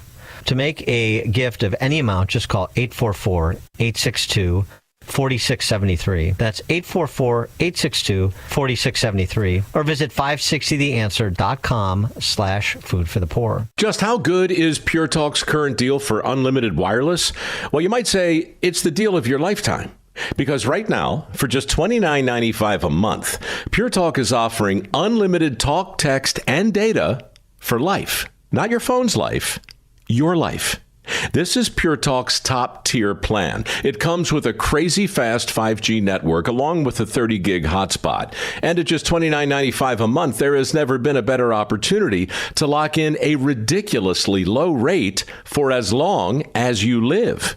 And save thousands and thousands of dollars along the way. This plan is normally $65 a month, but if you switch today, you will save over 50% every single month for the rest of your life. See what I mean? It really is the deal of your lifetime. Dial pound 250, say micro, offer ends 12/14. Some restrictions apply. Details at puretalk.com. Did you know a will alone does not keep your family out of court when you die? The court still has to approve your will, but get a living trust, and your estate can be settled clearly without issue. Talk to the attorneys at Nauman & Associates. They prepare wills and trusts for a flat fee, no surprises, no hourly rate. With decades of experience, they know the law and offer a free consultation. Contact Nauman & Associates in Elk Grove Village, nalawgroup.com. Call 847-593-8777. Honey, what's for dinner? Honestly, nothing. Nothing? Why not? Because every time I need a pan, I have to unload half the kitchen first. It's like Jenga, but with casserole dishes. Exactly. And I always lose. At Forever Remodeling, we create kitchens that fit your life, not the other way around. From smart storage to stunning finishes, start cooking in a kitchen built just for you. Visit foreverremodeling.com. That's the number 4, everremodeling.com. Check off the wish list with instant savings and free battery offers on select steel tools. Shop online or in store. Taking a look at the roads from the Team Hochberg Traffic Center, I'm Sue Aller. We're shut down with police activity on I-57 inbound between 159th Street and the Cal-Sag Channel. And then there's more police activity in the north side in Westridge on Lincoln Avenue. Everything is closed at Washtenaw Avenue. Now, northbound Lakeshore Drive, that's already jammed as you head into Hollywood Avenue. The Kennedy inbound from O'Hare to the Byrd Interchange is 19 minutes. Outbound is 26. The Eisenhower inbound from Wolf to the Old Post Office is 21 minutes. Outbound is 17. Inbound Stevenson from the Tri-State to Lakeshore is 21 minutes. Outbound is 18. And the Dan Ryan is 20 minutes from 95th Street to the Byrd Interchange. Outbound looks good at 12. This report is sponsored by Blindster.com. Need new blinds? At Blindster.com, they offer guaranteed low prices, guaranteed satisfaction, free samples, and free shipping. At Blindster, they take the fear out of ordering custom blinds, shades, and shutters so you can do it yourself and save big. Blindster.com. Chicago's Morning Answer continues next, but now a check of your forecast from the National Weather Service. Today we can expect occasional wet snow in the morning, which will accumulate a coating to an inch. The sky will be mostly cloudy and windy with the potential for heavier bursts of snow that may reduce visibility and create slippery road conditions. The temperature will reach a high of 35 degrees. I'm meteorologist Jason Caterina on AM 560, The Answer. Get the latest weather, traffic, and news updates online at 560theanswer.com. Now, from the Signature Bank Studios. If you're looking for the latest news, insight into what it means, and the sharpest opinion, there's only one station in Chicago where you can turn, and it's this one. We're AM 560, The Answer.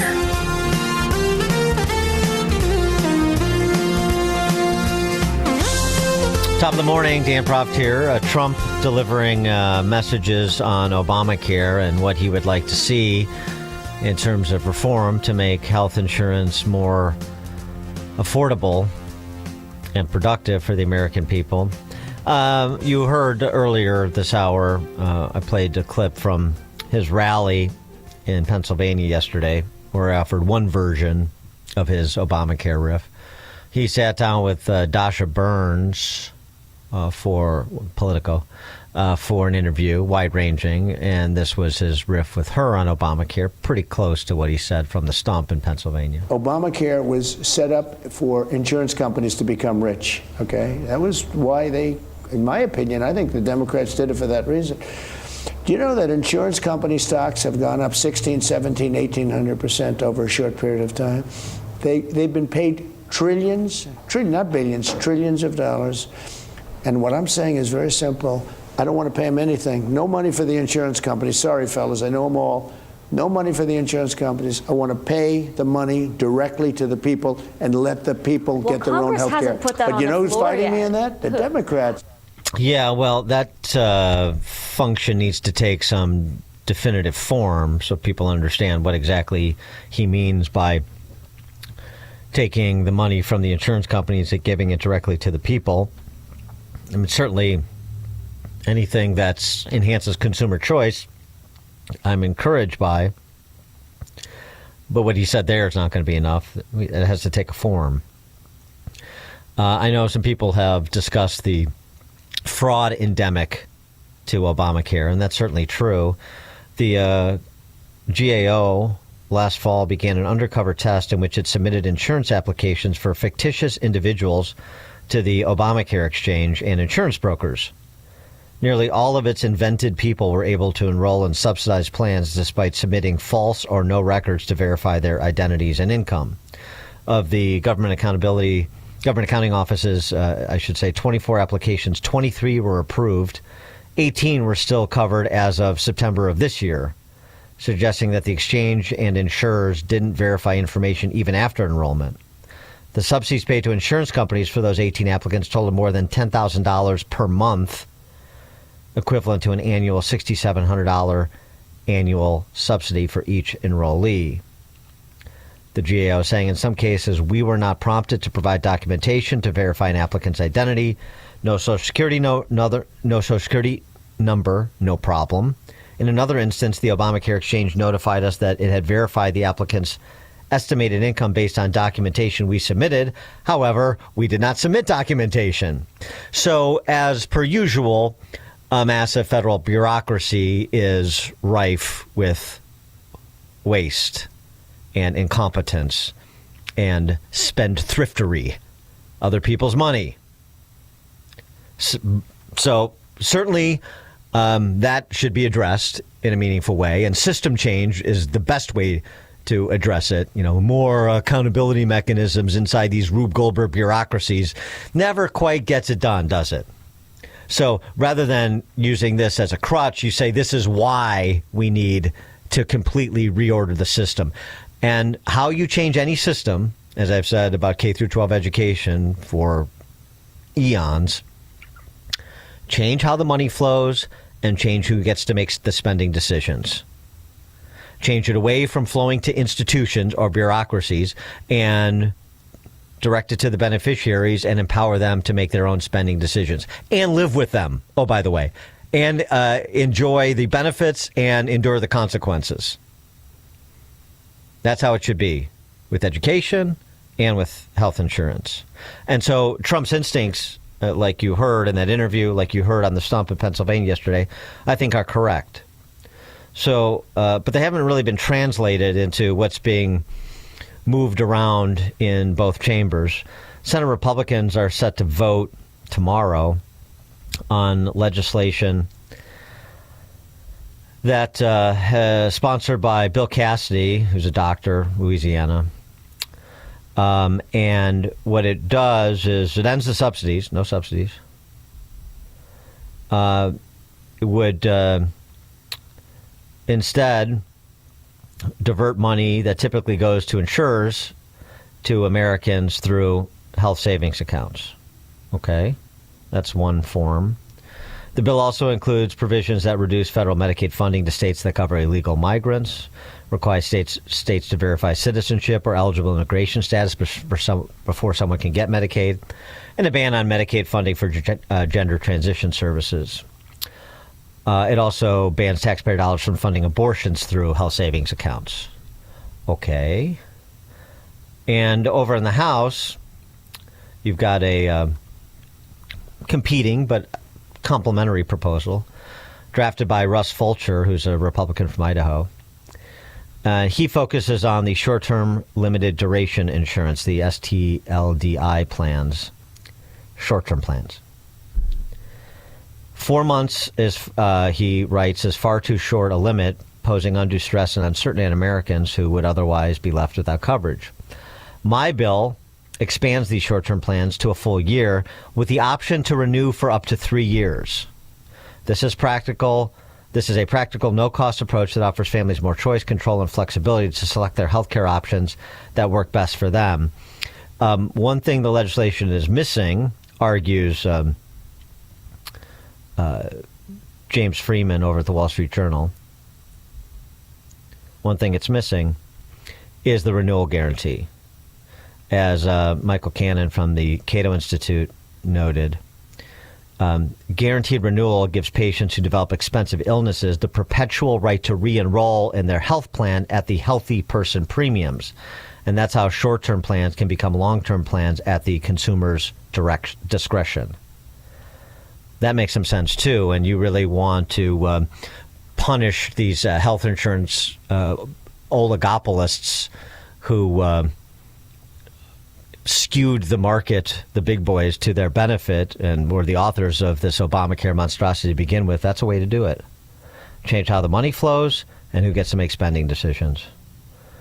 See if C.S. Tucker agrees with me. C. Stephen Tucker is the founder of HealthInsuranceMentors.com, the most knowledgeable person in the free world on American health insurance. I'm not kidding either. That's not an exaggeration, really, truly. C.S., thanks for joining us as always. Appreciate it. Morning, Dan. So sift through those Republican ideas in the House and Senate and tell me what you think makes sense and what you think, because you've got a good political mind too, what you think is sort of the most sellable with the most potential positive short-term impact. I like the Kennedy Crapo bill, the one that they're probably going to vote on tomorrow, Friday latest, I would think, because it really addresses a lot of the fundamental problems with not only the ACA itself, but also the American Rescue Plan which, as you know, expanded subsidy eligibility, advanced premium tax credit eligibility, people making basically 1,000% above the federal poverty level, which is ridiculous, but that's what happened. And then they extended it under the IRA, the Inflation Reduction Act, and it's slated to end on December 31st. And at that point, if something is not done, everybody who is making 400% of the federal poverty level or higher will no longer qualify for federal subsidies. What does that mean in English? That means if you earn $62,600 or more, you're paying full price for all health insurance policies. If you're a married couple, $84,600, you're paying full price for all health insurance policies. And if you're a family of four making $128,000, you're going to pay full price. So that is going to increase health insurance costs across the board for millions of Americans because, of course, when you introduce a new subsidy, it's very difficult to pull it back. In fact, I can't think of one federal subsidy that was ever introduced was actually repealed. So I suspect the Kennedy-Cassidy bill, which is a good bill, is probably not going to pass, even though it takes federal eligibility for advanced premium tax credits up to 700% of the federal poverty level. So that is the top of the federal poverty level chart. So if it passes, those who earn single tax dollars now, who earn $109,550, will continue to qualify for advanced premium tax credits. Married couples making $148,050 will continue to qualify for federal advanced premium tax credits, and a family of four making $225,000 will qualify. And that will appease a lot of the people stuck in the middle between 400% of the federal poverty level and 1,000% of the federal poverty level. So is that a good proposal?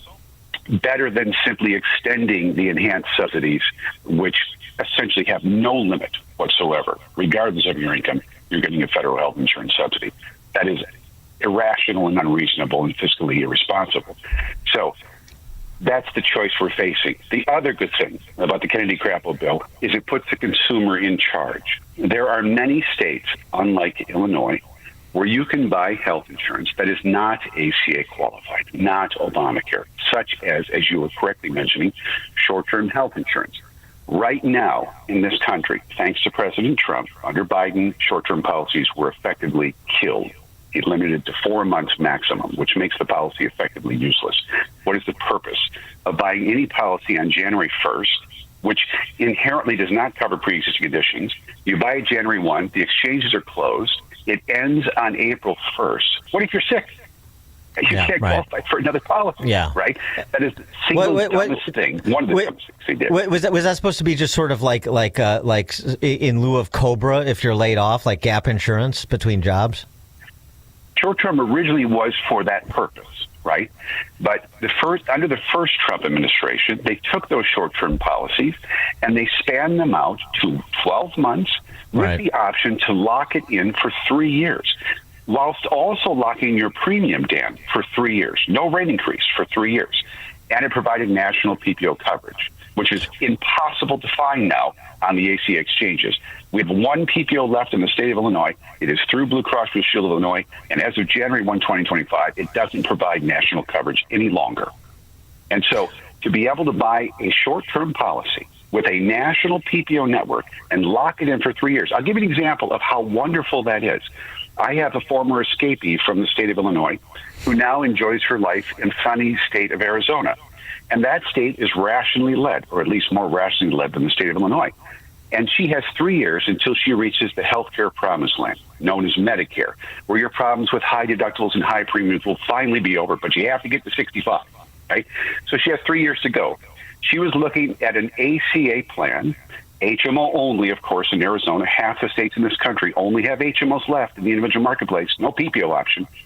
And her cost, because they don't qualify for federal subsidies, because, of course, they make up more than 400% of the federal poverty level, would cost her about $1,400 a month for the privilege of a $10,600 annual risk exposure, and it was an HMO, not a PPO. And she likes to come back to Illinois to visit family.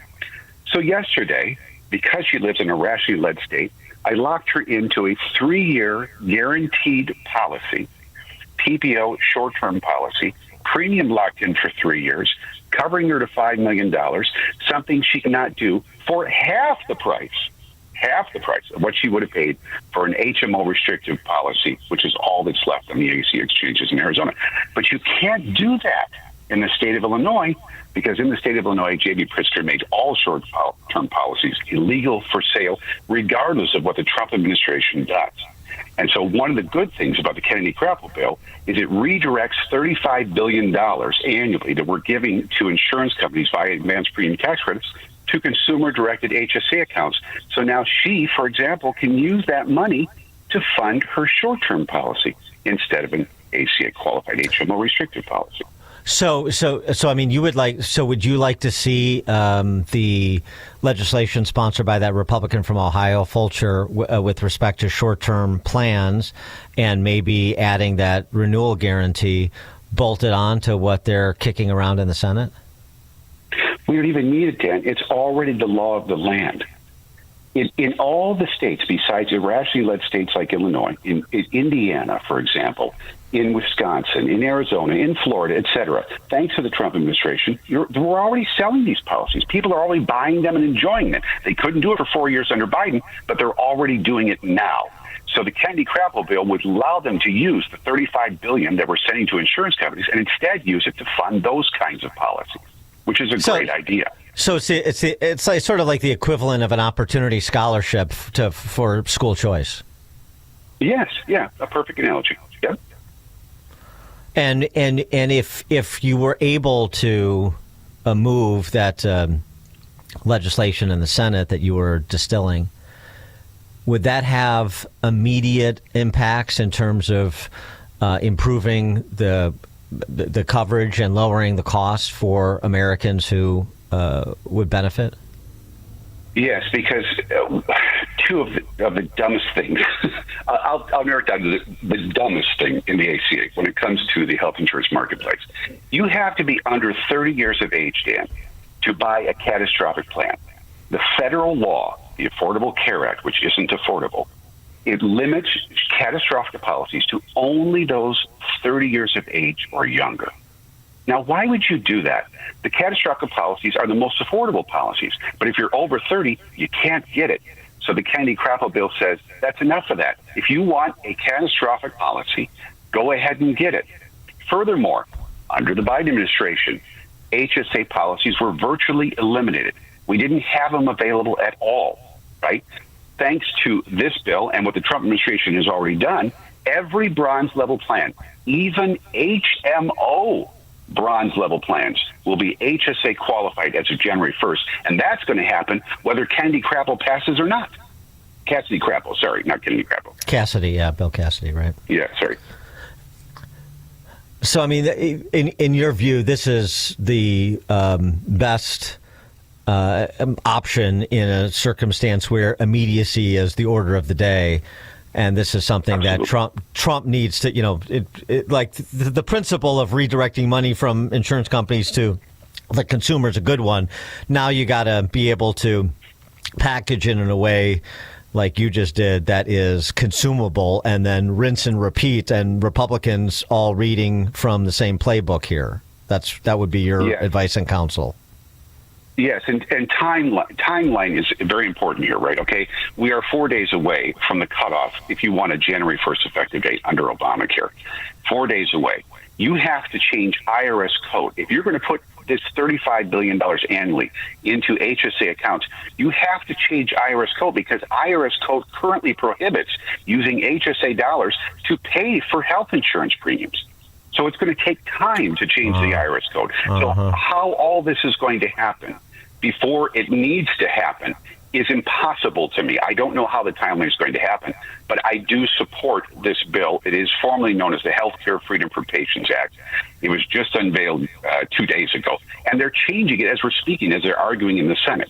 So are they going to get this through? Probably not. That's my prediction. What I predict is going to happen is they're going to extend the enhanced subsidies, right? Because it's very difficult to pull away any subsidy that people have become used to. And there are a lot of Trump supporters who make more than 400% of the federal poverty level who are currently enjoying those subsidies.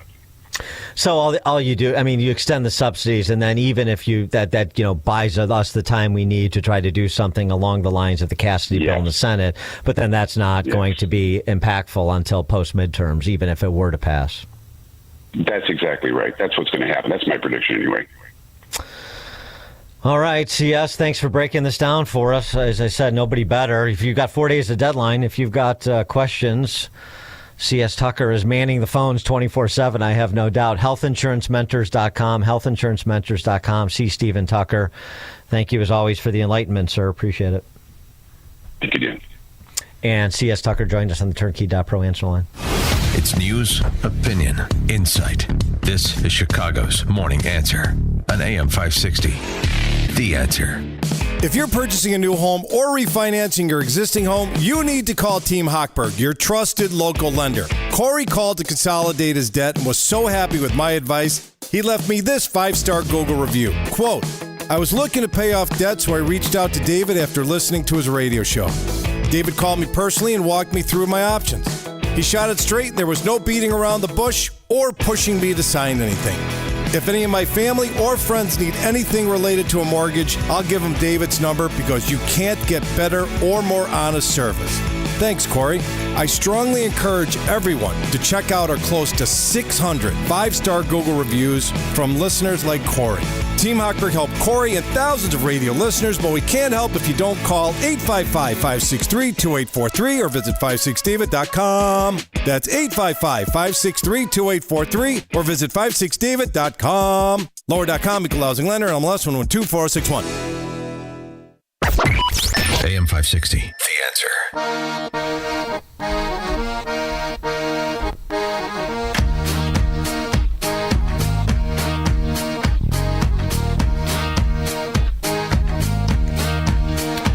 All right, coming up at 7:07, we'll turn our attention to what Trump had to say about the enforcement of immigration law in Pennsylvania. It's now 7 o'clock on AM 560 WIND.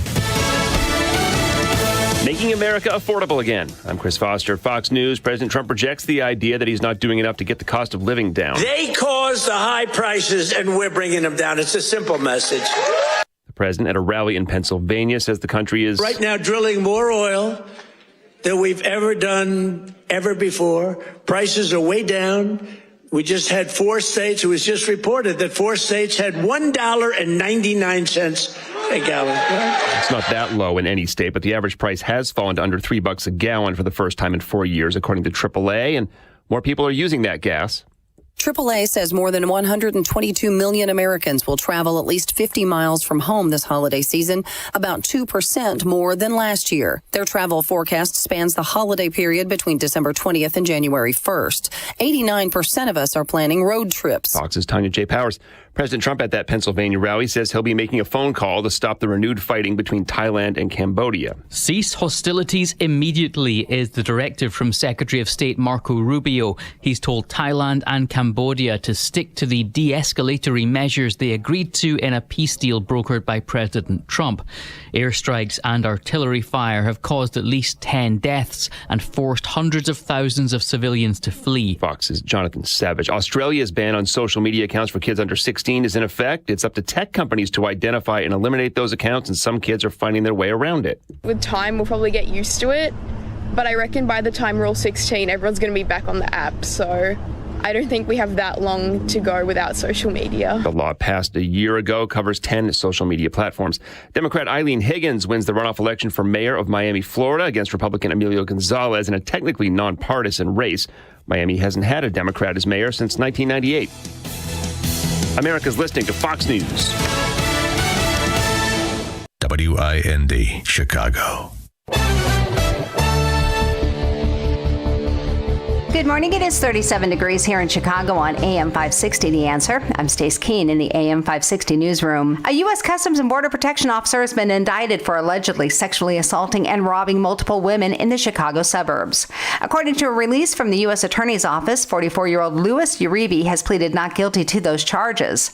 According to the indictment, Uribe sexually assaulted and robbed 2 women and brandished a firearm in at least one of those sexual assaults.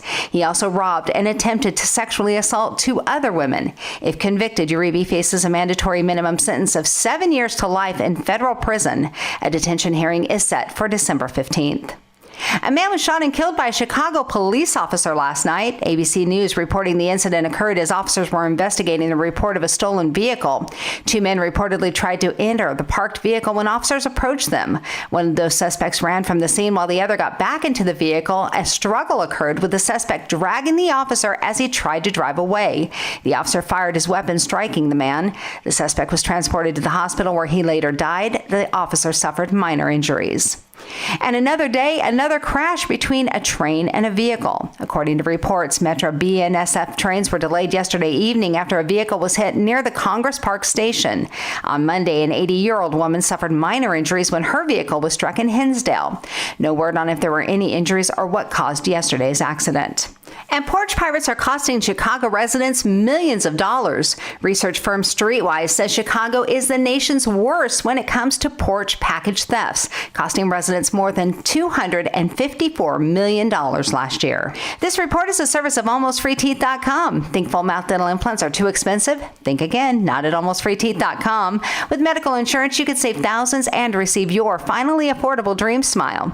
Check if you qualify today at AlmostFreeTeeth.com. A check of the roads is coming up in 2 minutes on AM 560, The Answer. Hugh Hewitt breaks down the latest Epstein files. I've looked at the emails they released today. They do not do anything to implicate Donald Trump. In fact, they exonerate Donald Trump. There's no proof, but there were lawsuits, many lawsuits by many plaintiffs' lawyers that would have loved to have sued Donald Trump. There's no there. And they're talking about it because they don't have any ideas, and Obamacare is a complete and total failure. The Hugh Hewitt Show, afternoons at 2, right before Sean Thompson at 4 on AM 560. The Answer. Dan Proft here to tell you about our 2025 Food for the Poor campaign. If you've listened to the station and to our show for any length of time, then you already know about Food for the Poor. They are a nonprofit, faith-based organization that provides food, water, medicine, clothing, and life-saving supplies directly to local partners in Latin America and the Caribbean. We all know about how bad the situation is in Latin America and the Caribbean right now. Economic decline, political instability and corruption, and high food prices. The only thing standing between these families and starvation is Food for the Poor and their partners who are providing life-saving food relief on the ground. But in order to get food and water to those who need it most, Food for the Poor needs your help. Your gift of just $150 can provide food and water for 2 children for an entire year. For a gift of $300, you can provide food and water for 4 children for an entire year. To make a gift of any amount, just call 844-862-4673. That's 844-862-4673. Or visit 560theanswer.com/food for the poor. So Pure Talk is offering unlimited talk, text, and data on a crazy fast 5G network for just $29.95 a month for life. Not your phone's life, your life. This top-tier plan is normally $65 a month, but if you switch today, you'll save over 50% every month for the rest of your life. You might say it's the deal of your lifetime.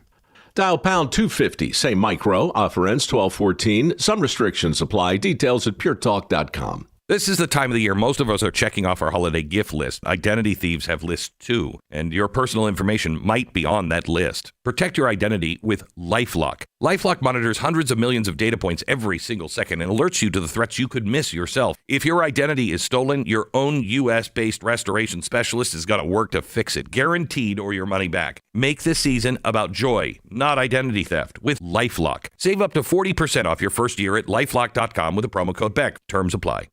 Think your IT systems couldn't get any better? Prove it.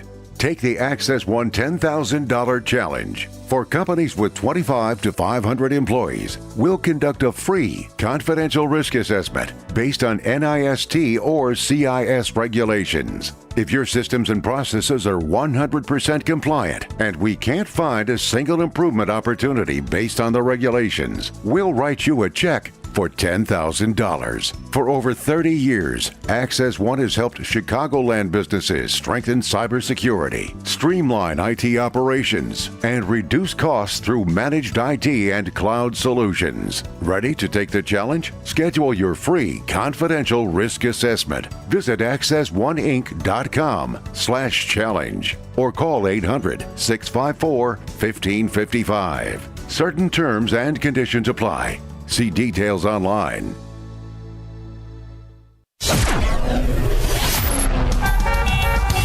Taking a look at the roads from the Team Hochberg Traffic Center, I'm Sue Aller. Still shut down with police activity on I-57 inbound between 159th Street and the Cal-Sag Channel. You want to avoid this altogether and stick with 94. Now, the Dan Ryan, that slows down from 95th Street to the Byrne Interchange, 23 minutes. Outbound is 12, but the inbound express lanes are jammed as you head into the Stevenson. Inbound Stevenson from the Tri-State to Lakeshore is 32 minutes. Outbound is 20. The Kennedy inbound from O'Hare to the Byrne Interchange is 31 minutes. Outbound is 33. The Eisenhower inbound from Wolf to the Old Post Office is 28 minutes. Outbound is 24. This report is a service of Air Right Heating and Cooling, offering AM 560 listeners $56 off any service, including inspections, or take advantage of limited time federal rebates on a new furnace. Visit Air Right Heating and Cooling today at AIR-RITE.com.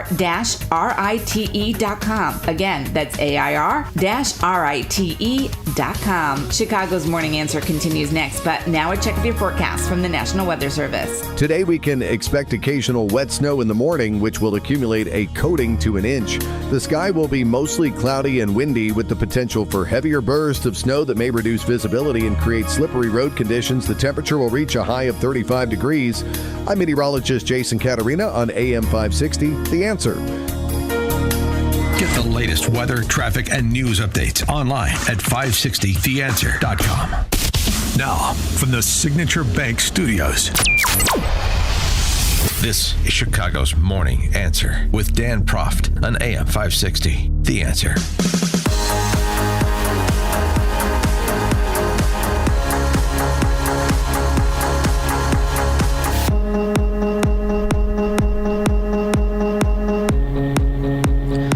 Top of the morning, Dan Proft here. Australia. Did you see what the Aussies did? Oh, by the way, before I forget, point of personal privilege. My friend, retired Cook County Judge Jimmy Brown, it's his birthday today. So happy birthday to Judge Brown, Judge Jimmy in Arizona.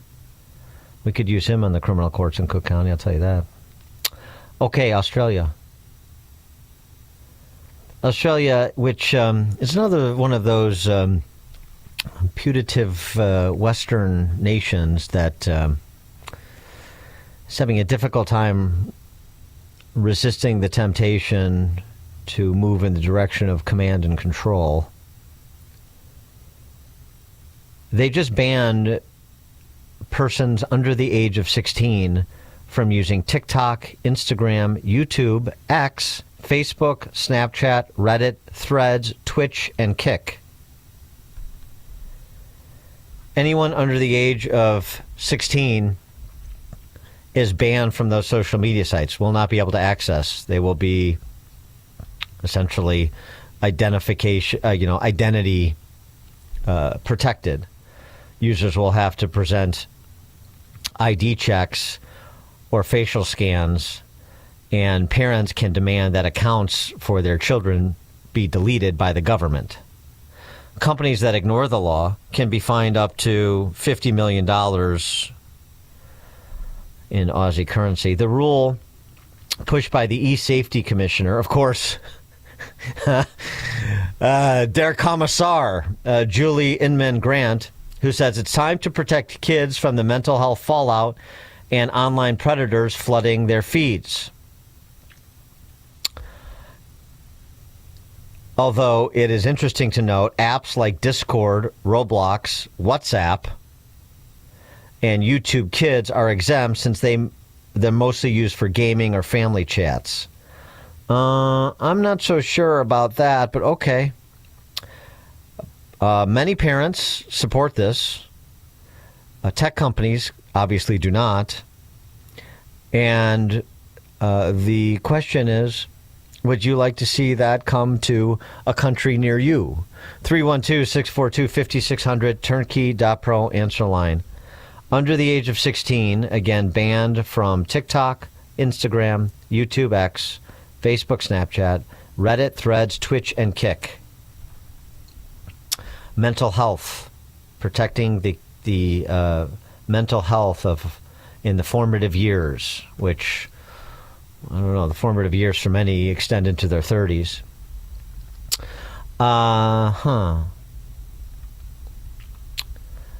You know, the the supposed causal nexus between increased anxiety and other related mental health issues and social media use are a bit tenuous. I'll tell you what's a lot more established that nobody is talking about is the heavy use of marijuana by, well, anybody, but particularly teenagers and young adults, and that connected to mental distress, even psychotic breaks, something that Alex Berenson and we here at Morning Answer talked quite a bit about because he wrote a book about it, his wife being an ER doctor, pre-COVID, and starting to have those conversations again, just like we're starting to have conversations about screen time again. It's one thing for schools to say, put the phones away or even lock them away so that you pay attention in class. It's another thing for a national government to ban 15-year-olds from accessing these sites. And remember, 15-year-olds in Australia, not dissimilar to America, can drive cars, work jobs, and make medical decisions. In addition to that, that sort of sweeping prohibition,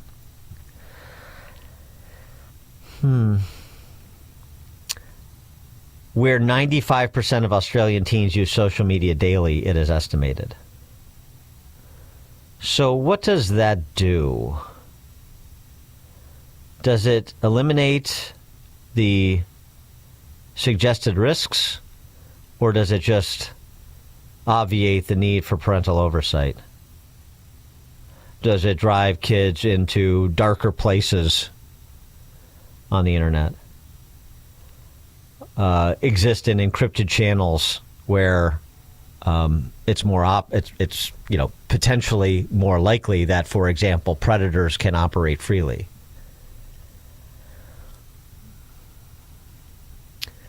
Yeah, I don't think, I think that we have concluded, some have concluded, and the research, like I said, in this is very uneven in terms of making a persuasive case, even a case for correlation, much less causation. And of course, as we know, because we've all been teenagers, angst and bullying and depression did not suddenly occur within teenagers along with the advent of social media platforms. Maybe what social media platforms did is make them more visible and immediate, but exacerbating or increasing the incidence. There's a lot of anecdotal stories, but as I said, I'm yet to find definitive research that establishes a correlation, much less causation. And to the extent it does, is this not properly in a free society the province and the responsibility of the parental units and not the federal government, whether in Australia or anywhere else? 312-642-5600, turnkey.pro answer line, and text line. Jordan in Antioch, you're on Chicago's Morning Answer.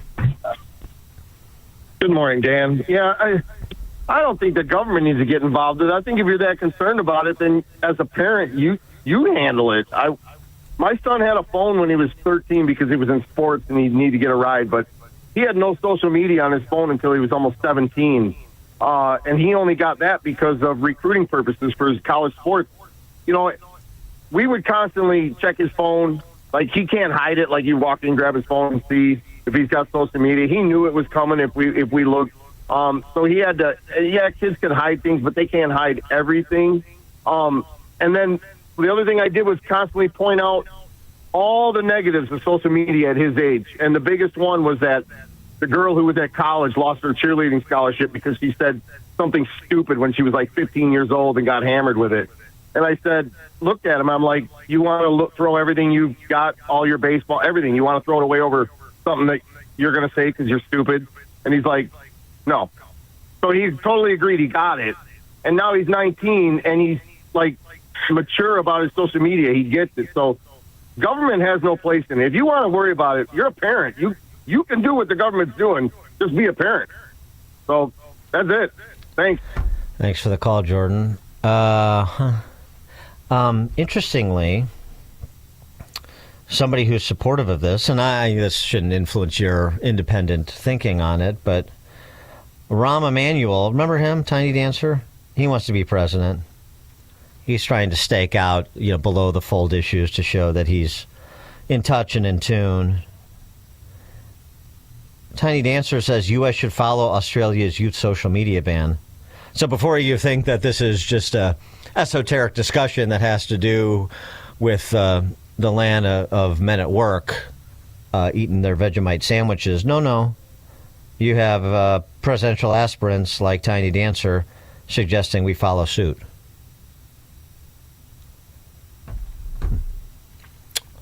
Okay. Melissa in Naperville, you're on Chicago's Morning Answer. Yeah, I 100% support banning it. Dan, you're not a parent. You're not Rahm Emanuel. And I can tell you what, as a parent who's raised kids for more than 20 years, I would support any guardrails in terms of limiting social media use. This isn't limiting it. This isn't limiting it. It's banning it. I understand it's banning it. That's correct. But Dan, have you looked at the test scores of even some of the top school districts in the Chicago area? They're horrible. That has to do with social media? Yeah, it does, Dan, because you know what? That has become the vehicle in which kids communicate. People don't write a paper letter to their grandmother anymore and mail it. Like I said, I am in complete support.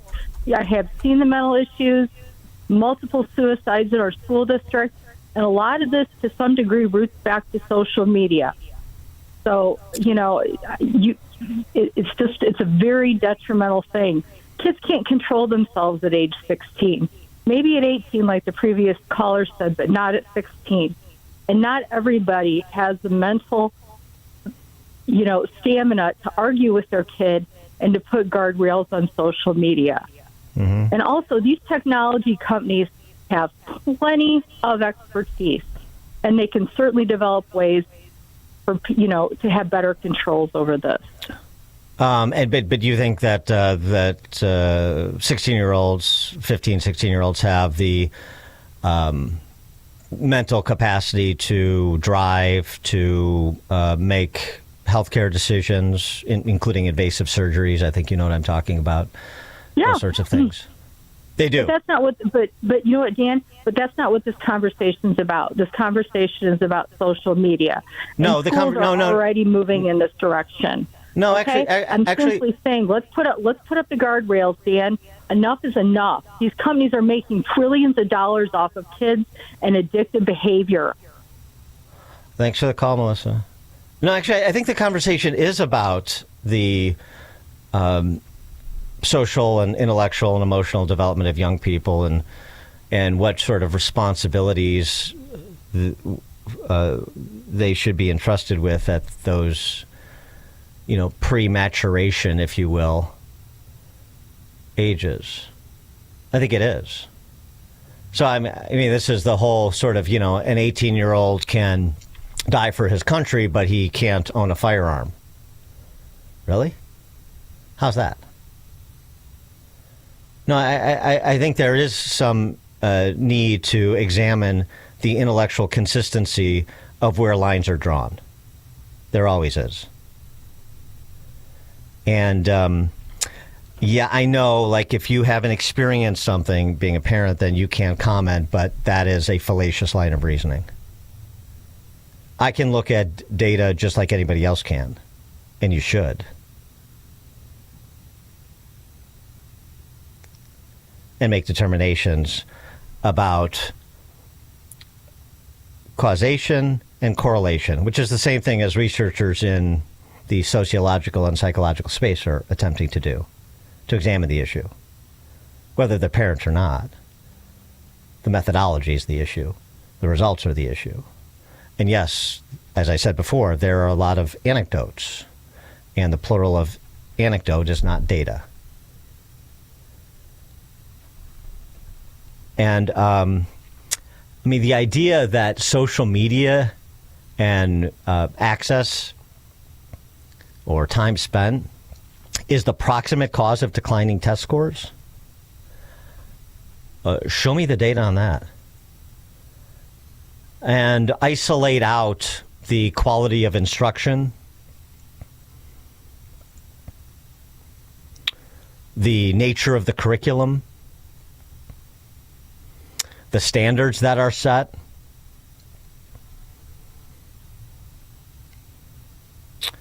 Yeah, enough is enough is not an argument. I'm sorry. That's a frustration. It's an expression of exasperation, concern, anxiety. Okay, fine. But enough is not the basis of making policy. Enough is enough. So, in addition to that, we really want to be in the business of outsourcing more responsibility to, in this case, the federal government, because that's what Australia did, and that's what Tiny Dancer is talking about, to the federal government.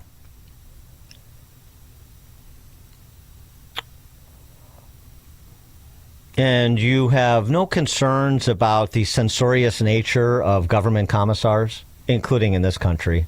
I think we saw that during COVID, didn't we? Was everybody here for that?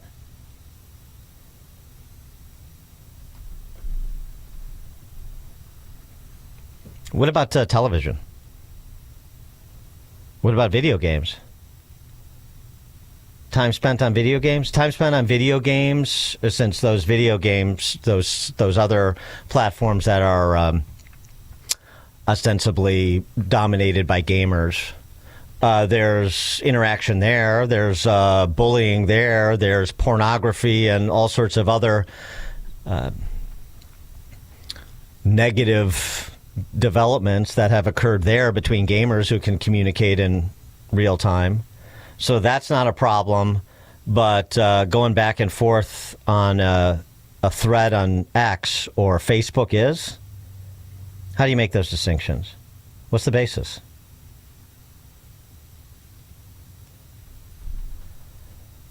Helen in Lombard. Hey there. Thanks for taking my call. Quick points to the first caller, saying that parents got to be parents. I 100% agree. But, we're talking about parents being parents. The ones that are kind of not in control of their kids can't parent anyway. So what good does having the government kind of step in? It kind of takes the onus off of parenting.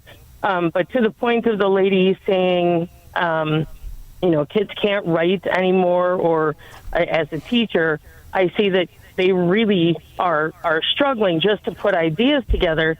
And I think that comes from, the algorithms in social media that just drive to the next question, switch to the next app.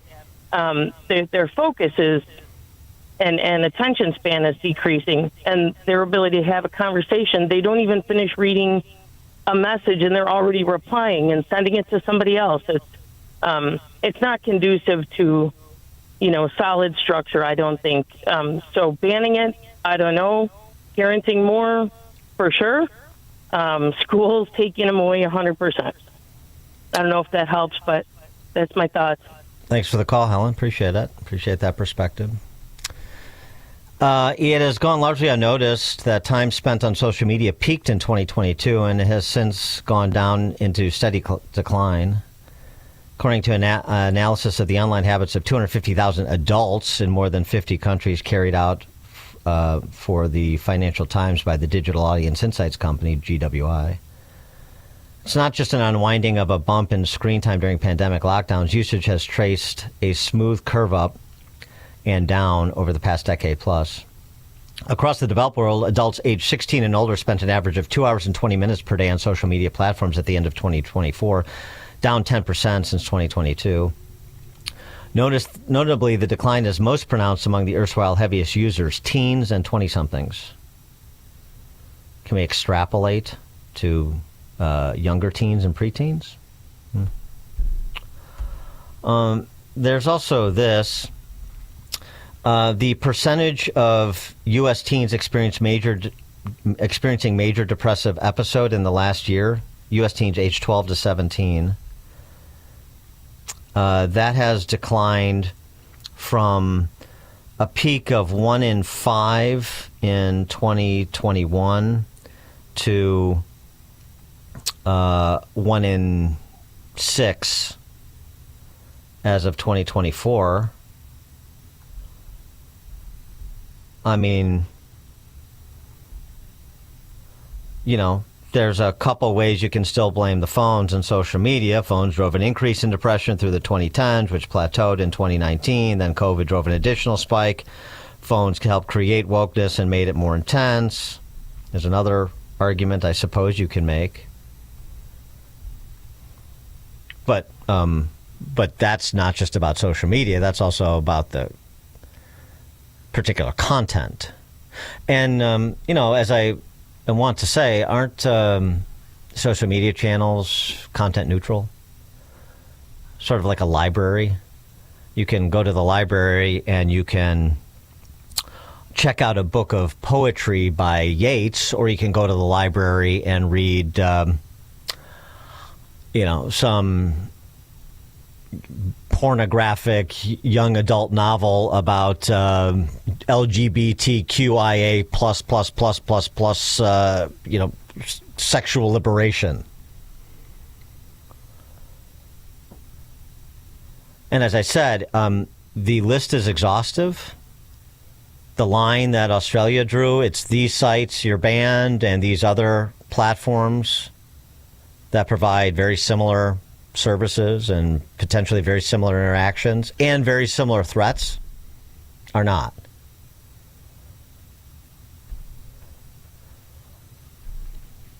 Ron in Sycamore. Hi, Dan. I saw a story on Fox News Outnumbered last night about young boys that are on social media and they get contacted by a female and she sends them some photos of herself and she asks for them to send her photos of them, and when they do, it's an extortion ring, and they end up extorting these kids, and a lot of these kids, 20 of them at least, committed suicide. Okay. Yeah, I've seen some of those stories too. So that means the response should be what? First of all, the people who created social media, the engineers, they don't allow their kids on this stuff, and I think it's really hurting society in general. It's not a good thing. Okay, and so you would like to see the America go the way of Australia? I wouldn't be opposed to it. Okay, thanks for the call, Ron. Divided opinion on this. I'm not terribly surprised. Mike in Bartlett. Hey, good morning, Dan. How are you doing? Good. All right, so as a parent myself, I think that second caller was completely baseless. I mean, you can obviously have an opinion on these things, but with my teenagers at home, I have software on their phones to prevent them from installing miscellaneous apps that I do not approve of. For example, TikTok and whatever, you know, the Chinese or, you know, whatever, the algorithms and such. But, you know, I think it's parents to put on their big boy and big girl underpants and deal with their own kids and just deal with the fallout. They have to, you know, they have to buck up. You cannot leave this to the government, because once you know, cede these choices to the government, then you pretty much lost the war. It's ridiculous. Thanks for the call, Mike. Yeah, I'm not saying that there are no potential threats or pitfalls with respect to social media platforms, but that's an important point that Mike makes, just to be explicit about it. You don't see any threats or pitfalls with overarching government coming in to play regulator? Remarkable how skeptical we are about government when it comes to so many aspects of private life. And then yet we sort of drop our skepticism when it's something we want government to do for us. And this is not a negative restraint on other regarding behavior, right? This is positive action by the government that, potentially in this country has First Amendment implications. John and Joliet. Good morning. I just wanted to make 2 quick points, if I could. Number one, the ban of social media by Australia, that is a government overreach, no doubt about it. As far as problems with social media, I think it can be solved with responsible parenting. But one thing that I think people have overlooked is that as these platforms have been more open-minded and having conservative viewpoints at least expressed, I think it's very interesting in the timing that Australia wants to ban these, having been exposed to the young. Thanks for the call, John. Let's get a member of the target audience, Sebastian, Tinley Park. Yeah, good morning. How's it going? So I'm not particularly in favor of a government ban on social media, but I do think the issue lies on parents understanding the effects of social media, especially as it pertains to children. So I'm 17 years old, so I do see the direct effects of social media, and kids are generally becoming far less competent.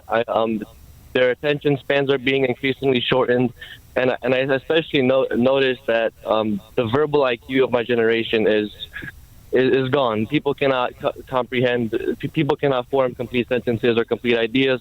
But I do believe that social media also does have a lot of harmful effects, especially on children. You see a lot of women particularly developing issues with, body dysmorphia, and I think all sorts of social contagions are spread to social media. So again, I'm not particularly in favor of a government ban on social media, but I do think that there needs to be a greater emphasis on what kids are consuming by the parents.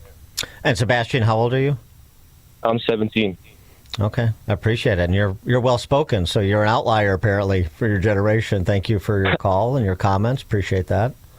All right, we'll take some more of your calls on this. I got a couple other points to raise, particularly about the research. To take a few more calls on this after the news, which we will check now.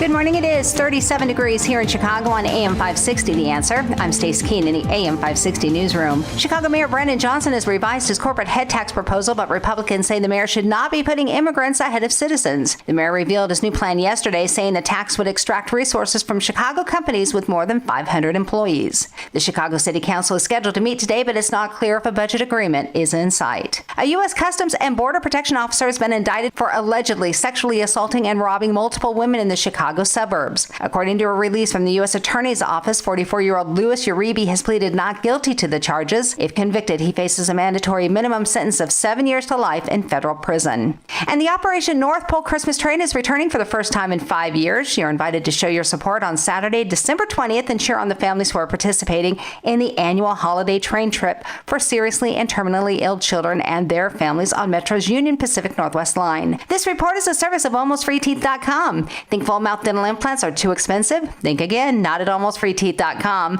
With medical insurance, you could save thousands and receive your finally affordable dream smile. Check if you qualify today at AlmostFreeTeeth.com. A check of the roads is coming up in 2 minutes on AM 560, The Answer. Would you like to have your mortgage or rent paid for all of 2026? That sounds like a Christmas miracle, doesn't it? This is what Christmas is all about. Yeah, well, that's exactly what AM 560 The Answer wants to do for you. Go to 560theanswer.com/miracle to enter our Christmas Mortgage Miracle Contest. Enter once per day, every day, between now and December 20th. You could have your rent or mortgage paid for all of next year. It's a Christmas miracle. Nice. Go to 560theanswer.com/miracle.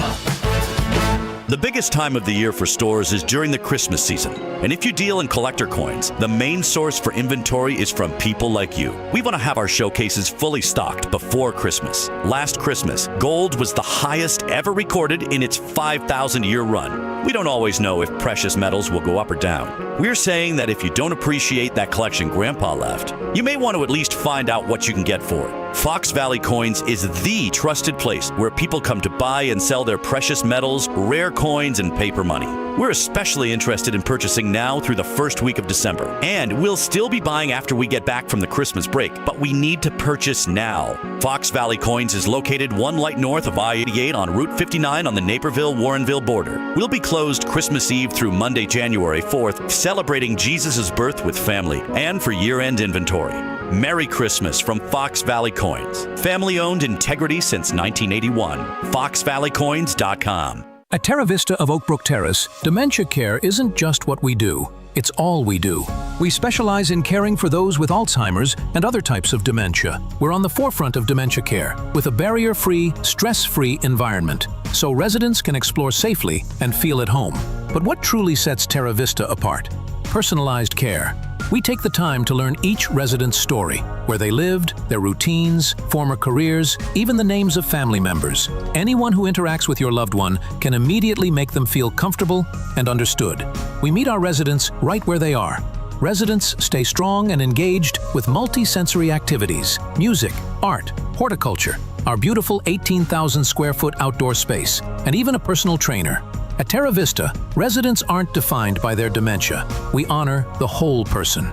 Speak to an advisor or schedule a tour today at terravista.org. Again, that's terravista.org, and tell them AM560 sent you. This past year has been one of the hardest in MyPillow's history. It's because of you that they are making it through. They want to thank you for your continued support by passing on some Christmas specials to our listeners. Get the Children's Bible Story Pillow 5-pack for $29.98. My Slippers with a free bottle of leather protectant spray for $39.98. Blankets, comforters, and duvets for as low as $25, and a blowout sale on the standard MyPillows for just $14.98. So go to MyPillow.com or call 800-489-0201 and use promo code LIBERTY to take advantage of these wholesale prices, including the standard size MyPillow, originally $49.98, now only $14.98. Queens $18.99. Kings only $1 more. 800-489-0201 and use promo code LIBERTY. We know MyPillow products come with a 10-year warranty, but MyPillow has just announced that they are extending their 60-day money-back guarantee. That's right. Orders placed between now and December 25th will have their 60-day money-back guarantee extended through March 1st, 2026. Promo code LIBERTY. Check off the wish list with instant savings and free battery offers on select Steel tools. Shop online or in store. Taking a look at the roads from the Team Hochberg Traffic Center, I'm Sue Aller. We're still shut down with police activity on I-57 inbound between 159th Street and the Cal-Sag Channel. You want to avoid this altogether and stick with 94. Now the Dan Ryan from 95th to the Burn Interchange, that's 24 minutes. Outbound is 12, but the express lanes hitting those brakes as you head into the Stevenson. Inbound Stevenson from the Tri-State to Lakeshore is 38 minutes. Outbound is 19. Also real slow northbound on Lakeshore Drive as you head into Hollywood Avenue. You've got 35 minutes inbound on the Eisenhower from Wolf to the Old Post Office. Outbound is 27. The Kennedy inbound from O'Hare to the Burn Interchange, 37 minutes. Outbound is 41. This report is a service of Super Sure. Do you own a small business? You need to hear this. A seismic shift is coming. It's time to get super sure. Not kind of sure, not pretty sure, not a little sure, but super sure. The seismic shift is coming. Super Sure coming soon. Chicago's Morning Answer continues next, but now a check of your forecast from the National Weather Service. Today there will be occasional wet snow in the morning, which will accumulate a coating to an inch. The sky will be mostly cloudy and windy. Be cautious as any heavier burst of snow could reduce visibility and create slippery road conditions. The temperature will reach a high of 35 degrees. I'm meteorologist Jason Caterina on AM 560, The Answer. Get the latest weather, traffic, and news updates online at 560theanswer.com. Now, from the Signature Bank Studios. If you're looking for the latest news, insight into what it means, and the sharpest opinion, there's only one station in Chicago where you can turn, and it's this one. We're AM 560, The Answer. Top of the morning, Dan Proft here. We are discussing Australia's ban of certain social media platforms for persons under the age of 16. They're doing it for the kids. Gosh, where have I heard that before? And whether or not that's something that should be replicated in America. Tiny Dancer, presidential aspirant Rahm Emanuel thinks so. What do you think? 312-642-5600, turnkey.pro answer line, continuing our conversation. By the way, the e-safety commissioner who concocted this prohibition scheme apparently is an American, I read. Text from 847. Dan, the social media debate is not simply about personal freedom for teens. The platforms are designed to capture the mind. Maybe it's a way for the government to slowly take away parental control.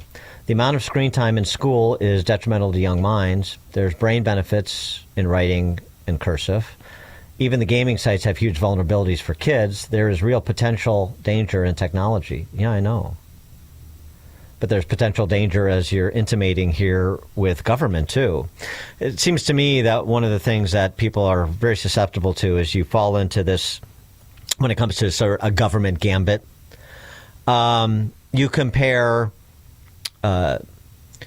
something you desire not to the other flawed reality-based alternative, but to utopia.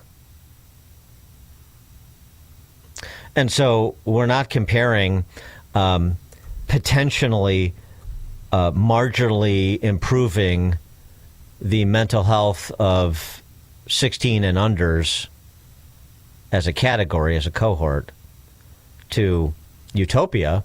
We're comparing it to the means of doing so. And the means of doing so, is it proportional to the threat?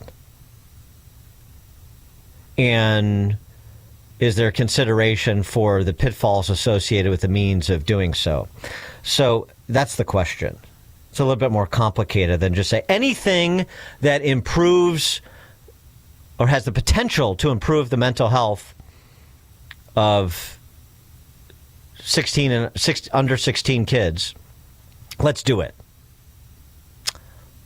I mean, that's not exactly a robust reflection on the matter, is it? Particularly when you're dealing with the institution that has a monopoly of force in society and an institution that has a track record that is at best spotty when it comes to deploying that force. Don't you think? A meta-analysis of 10 randomized control trials found that the overall effect of reducing social media access had a moderate positive impact on mental health. And this was reducing social media. Interventions focused on reducing social media use were twice as effective as those aiming for total abstinence, though the difference wasn't statistically significant. So reducing total absence, not a statistically significant difference in 10 randomized controlled trials and a meta-analysis of these trials. And the overall impact was a moderately positive. And for that potential, you want the state to come in over the top. And the state's implementation of these prohibitions, there are any potential concerns there with respect to privacy? Not that privacy really exists anymore. A digital identification, government data collection on your sons and daughters. No Orwellian spider senses tingling. 312-642-5600, turnkey.pro answer line. Philip in Portage Park, you're on Chicago's Morning Answer. Good morning, Dan. Thanks for taking my call. I'd just like to point out the obvious. In everyone in America, we're so against tyranny, and both on both sides, including many leftists who are even against ICE, but yet they're inviting all this government to control their lives in a different way. So the government gets it so wrong in one way, but this way they're going to get it right. Make it make sense. Uh-huh. Thanks for the call, Philip. Bill, Northwest Side. Yeah, it's a slippery slope, isn't it, Dan? We gave the government plenty of control during COVID, didn't we? And how'd that work out? They did a great job, didn't they? We're still not suffering from it, are we? Thanks for the call, Bill. One perspective on this, too. Social media, for all its flaws, exposes kids to diverse perspectives, fact-checking, opposing viewpoints. A teenager questioning what they're taught in class can find alternative sources, scholarly debates, global context online. Remove that and you've created intellectual monopolies where local authority figures control the entire information diet of developing minds. The real solution isn't prohibition, but actually education. Teach critical thinking, source evaluation, emotional resilience. Create better parental controls, not blanket bans. Invest in mental health resources that address root causes, not symptoms. More important, acknowledge that growing up digital isn't a disease to cure, but a reality to navigate. What do you think about that? Prepare the kid for the road, not the road for the kid? That applies to the digital age too, doesn't it? Or no? Robert and Lyle. Yeah, it's all good until your kid steals your cell phone. You know, I don't like the idea that the government's doing this, but at the same time, look what's happened in the past. They had censorship on the libraries because these kids were getting books. I'm in agreement. I don't think these kids should have access to this kind of stuff. You know, there used to be a brown paper bag on that kind of stuff when you went to the store to buy it. Now you got states. You think the states are going to cooperate with this? It'll end up in the courts for the next 100 years. And then, well, Robert. I mean, the analog would be banning pornography at the federal level, right? You don't want any pre-16-year-old to have pornography, so we ban. No. I disagree. Let me explain. These are minor kids. And everything works so good in the state of Illinois with parental notification for young girls, right? Never happened because we had states attorneys and stuff like that that didn't want to follow the law. So this is what happens. But I'm just telling you on the outset that the parents should have control of the kids, not the government. But at the same time, the government needs to kind of control the censorship of the craziness that's happening. You know, with the advent of AI, it's only going to get worse, and everybody's going to see this coming down the road now. It's all going to go down the drain, and we are going to lose our rights. You know. Well, so I'm confused. I'm confused in terms of where you're coming down on this issue. I'm coming down on both sides. I think it's a good idea, but we can't trust government. That's the bad idea. You know, that's the problem. You know, good and bad, you know, it doesn't mix sometimes. Thanks for the call, Robert. Well, that's sort of my point, is that you have to make a choice here between imperfect options. Very few things are unalloyed goods, especially things that are created by man, or especially things in which, you know, everybody gets to chime in and have their opinion, and some people are, you know, less than good faith actors. Some people are much worse than that. They're predators.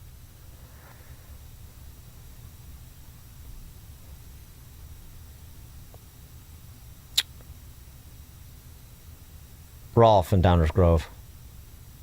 Hey, Dan. Yeah, I would say the government should not be involved. I think parenting is number one.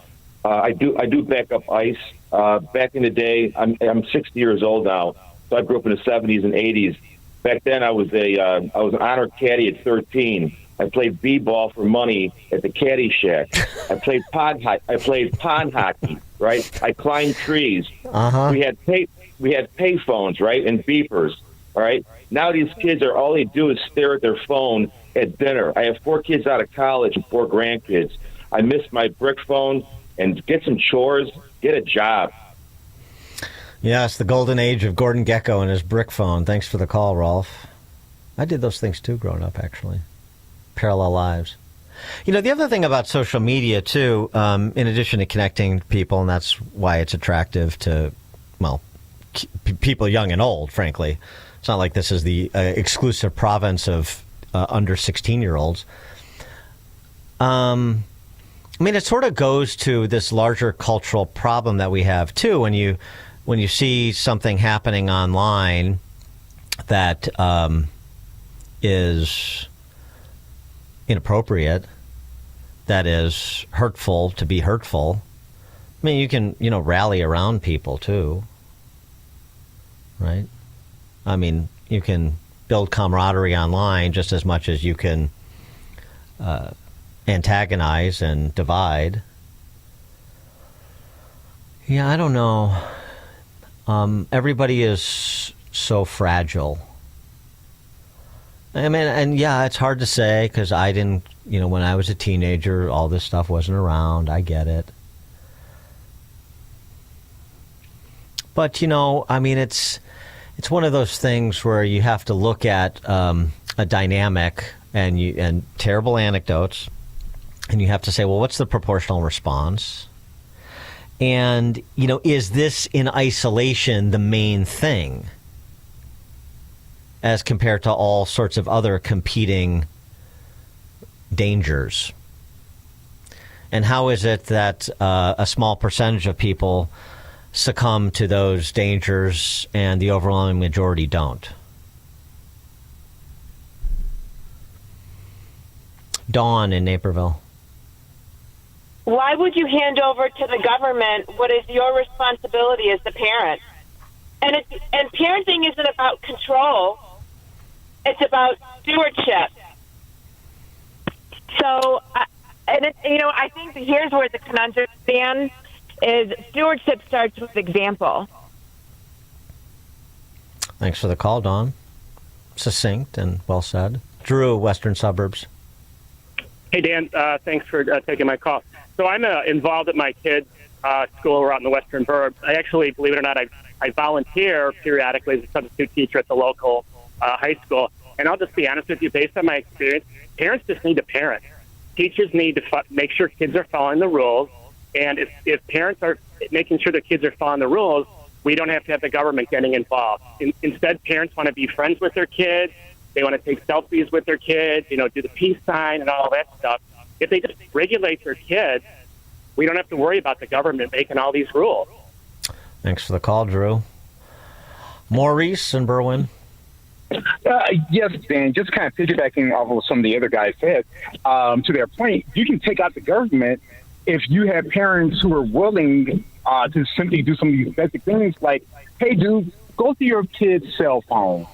You have a lot of parents who won't admit their kids are smarter than them when it comes to technology, and they just kind of neglect the technology component.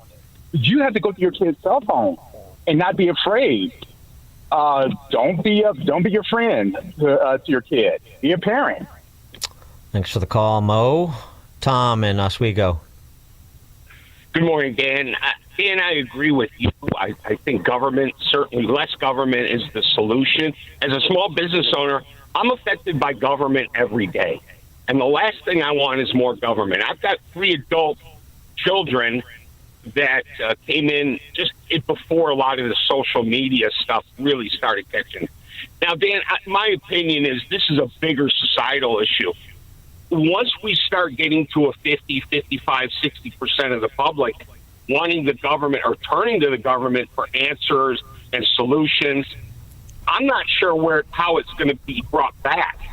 And I think it's not just social media, it's everything in our daily life that people are looking to government for an answer to help them.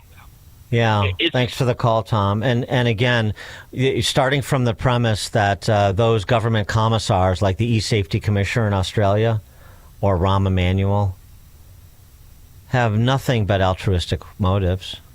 Of course they do. They're from the government. They're here to help. How quickly the jaundiced eye clears up. Dan Proft, Chicago's Morning Answer. This is Chicago's Morning Answer on AM 560. The Answer.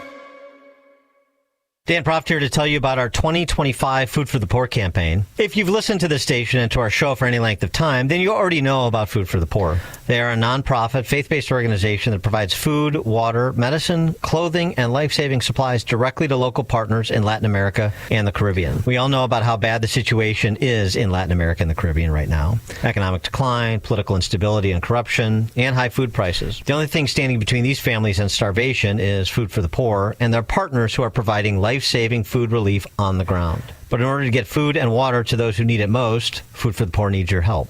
Your gift of just $150 can provide food and water for 2 children for an entire year. For a gift of $300, you can provide food and water for 4 children for an entire year. To make a gift of any amount, just call 844-862-4673. That's 844-862-4673. Or visit 560theanswer.com/food for the poor. So right now may be the perfect time for you to rethink how you pay for health care. And here's why. This time of year is decision time for a lot of people, but it's also when you can join Medi-Share and save even more than usual. For many families, joining Medi-Share means saving about $500 a month, which is a game changer for a lot of people. More than 1 million people are part of healthcare sharing now because it just makes so much sense right now. And Medi-Share is the gold standard. Members like it a lot. We know this from member surveys. Medi-Share has been around for over 30 years. It is a proven thing. And if you join before December 15th and you mention the promo code SHARE, they'll waive your application fee. So you save $100 right off the bat. I'll give you the number here in a second, but just call. You'll get a price within 2 minutes. And again, the deadline's December 15th. Call now. You'll save even more. Here's the number. It's 833-34-BIBLE. That's 833-34-BIBLE. 833-34-BIBLE. They say timing is everything in the gold and silver markets, and it's true. Dennis Prager here for AmFed Coin and Bullion. Although you can buy at the right time, if you buy the wrong coins, you may not make a profit. When gold was $400 an ounce, many people were talked into buying high-grade old gold and silver collector's coins. Unfortunately, most of the people who bought these so-called semi-numismatic coins, like the $20 St. Gordon's and Liberty Head gold coins, have not broken even on their investment. Incredible, given that gold has risen approximately 525% since then. So while timing is everything, if you buy the wrong coins, the timing simply doesn't matter. Having a dealer who cares about positioning you in the right types of coins or bullion will mean more to your portfolio than anything else. That's why I deal with Nick Rovich and AmFed Coin and Bullion. Whether you're buying or selling, call 800-221-7694. That's 800-221-7694. Or go to AmericanFederal.com, AmericanFederal.com. News, opinion, insight. This is AM 560, The Answer. WIND, Chicago. Streaming at 560theanswer.com on the AM 560 mobile app, or tell your smart speaker to play The Answer Chicago. The Affordability Tour. I'm Chris Foster, Fox News. Lower prices, bigger paychecks. You're getting lower prices, bigger paychecks. President Trump holds a rally in Pennsylvania, again mocking Democrats trying to throw the word affordability in his face. The president says the economy is starting to make a turnaround, and it's the Democrats' fault for it being like this in the first place. Trump telling the crowd it's his tariff strategy that's bringing in so much money and helping boost the economy. He also highlighted his efforts to bring energy prices down by creating the, quote, greatest amount of drilling, the greatest amount of fuel being produced right now in our country, end quote. Trump says when energy prices come down, other prices will follow. Fox's Jeff Paul. The British Prime Minister Keir Starmer tells Parliament he rejects President Trump's criticism of European leaders as weak and says Europe is strong and united behind Ukraine as tension rises between President Trump and Ukraine's President Zelensky for not accepting terms for peace with Russia. Trump now urging President Zelensky to move faster in making a deal. He also wants Zelensky to hold new presidential elections, something that has not happened since this war began because the country remains under martial law. Yeah, I think it's time. I think it's an important time to hold an election. You know, they're using war not to hold an election. Ukraine's president says he'll take steps to schedule elections if and when Western countries, specifically the U.S., gets more serious about offering security guarantees for his country. Fox's Mark Meredith. We get an announcement on interest rates at 2 p.m. Eastern. It's widely expected that the central bank will be cutting its benchmark funds rate by a quarter point to a range of 3.5% to 3.75%, marking the third consecutive rate reduction this year and the sixth since September of 2024, when the Fed cut rates with a jumbo half-a-point move. Fox's Hillary Barsky there. Votes are planned tomorrow on a Senate Democrat plan to extend Affordable Care Act subsidies and a Republican plan to let them expire at the end of the month and give money directly to people for health savings accounts instead. America's listening to Fox News.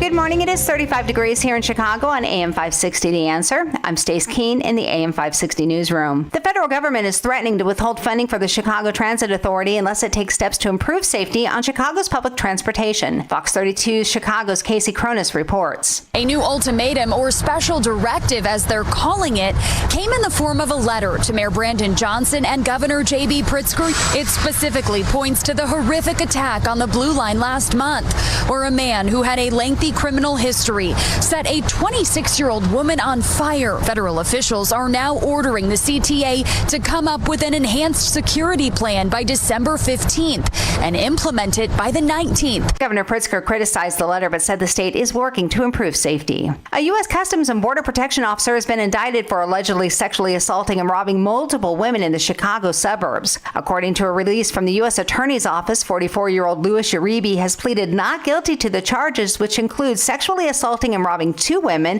allegedly brandishing a firearm in at least one of those sexual assaults, and then robbing and attempting to sexually assault 2 other women. A detention hearing is set for December 15th. A Chicago police officer suffered minor injuries following a stop last night, which left a suspect dead. ABC News Chicago reports the incident occurred when police were investigating the report of a stolen vehicle.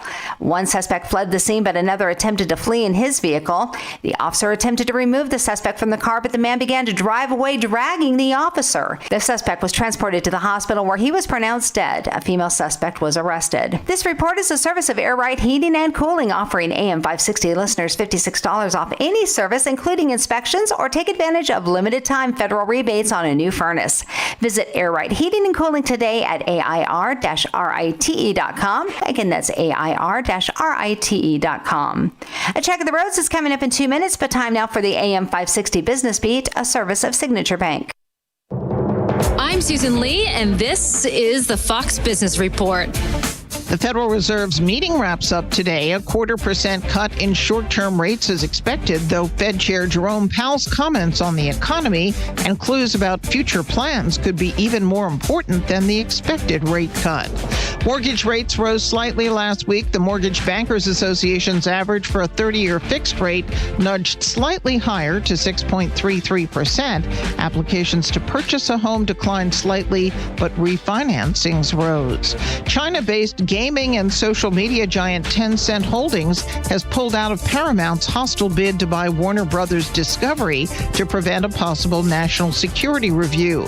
Paramount says in a Securities and Exchange Commission filing that Tencent dropped its $1 billion financing commitment.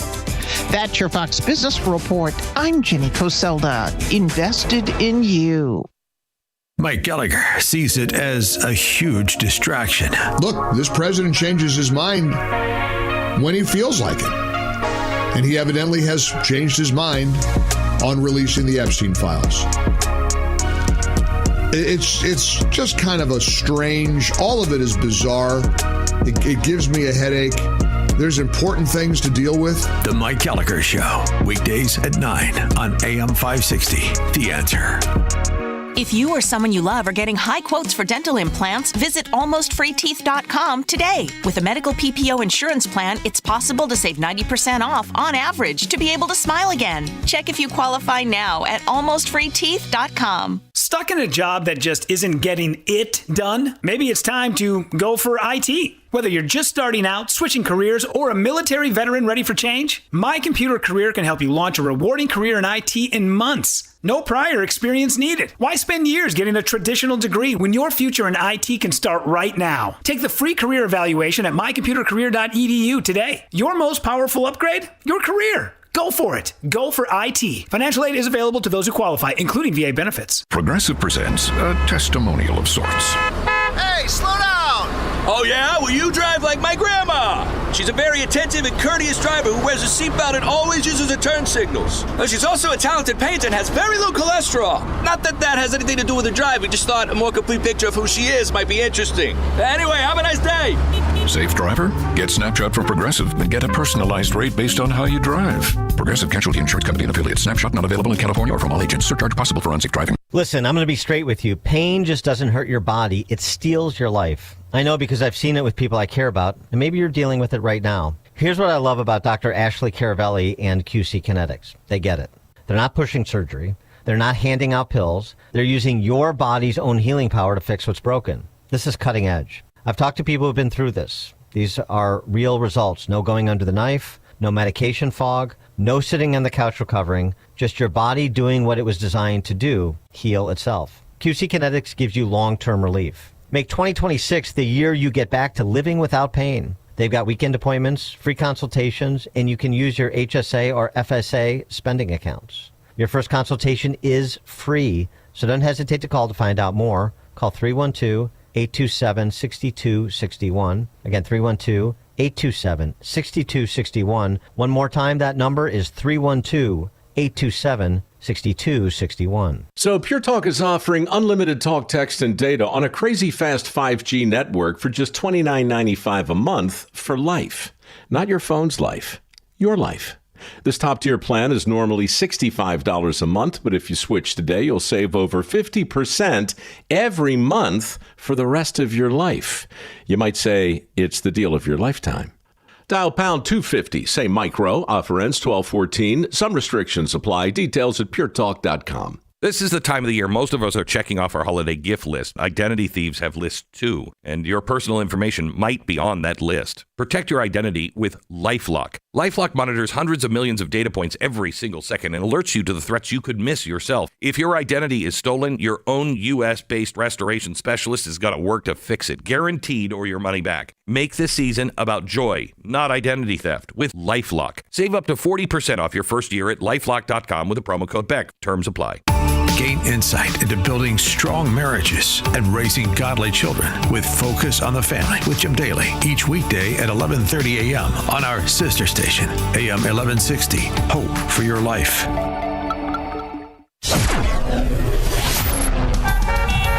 Taking a look at the roads from the Team Hochberg Traffic Center, I'm Sue Aller. Still closed with police activity on I-57 northbound between 159th Street and Calsag Channel. You want to avoid this altogether. Stick with 94. Now we're loaded up on the Dan Ryan from 95th to the Byrne Interchange. Inbound is 32 minutes, outbound is 13, but the express lane's slammed as you head into the Stevenson. The inbound Stevenson is also very slow from the Tri-State to Lakeshore, 47 minutes. Outbound is 24. Slow on the Eisenhower inbound from Wolf to the Old Post Office, 45 minutes. Outbound is 31. And it's stop and go on the Kennedy inbound from O'Hare to the Byrne Interchange, 47 minutes. Outbound 51. This traffic update is quickly delivered by Quick Delivery Service. For reliable same-day delivery, Quick Delivery will customize a logistics plan to pick up your items and move them safely to their destination. Trust their 40 years of experience for peace of mind. Get a quote at quickdelivery.com. Chicago's Morning Answer continues next, but now a check of your forecast from the National Weather Service. Today we can expect occasional wet snow in the morning, which will accumulate a coating to an inch.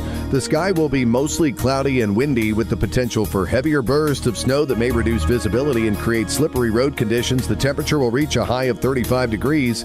I'm meteorologist Jason Caterina on AM 560, The Answer. Get the latest weather, traffic, and news updates online at 560theanswer.com. Now, from the Signature Bank Studios, this is Chicago's Morning Answer with Dan Proft on AM 560. The Answer.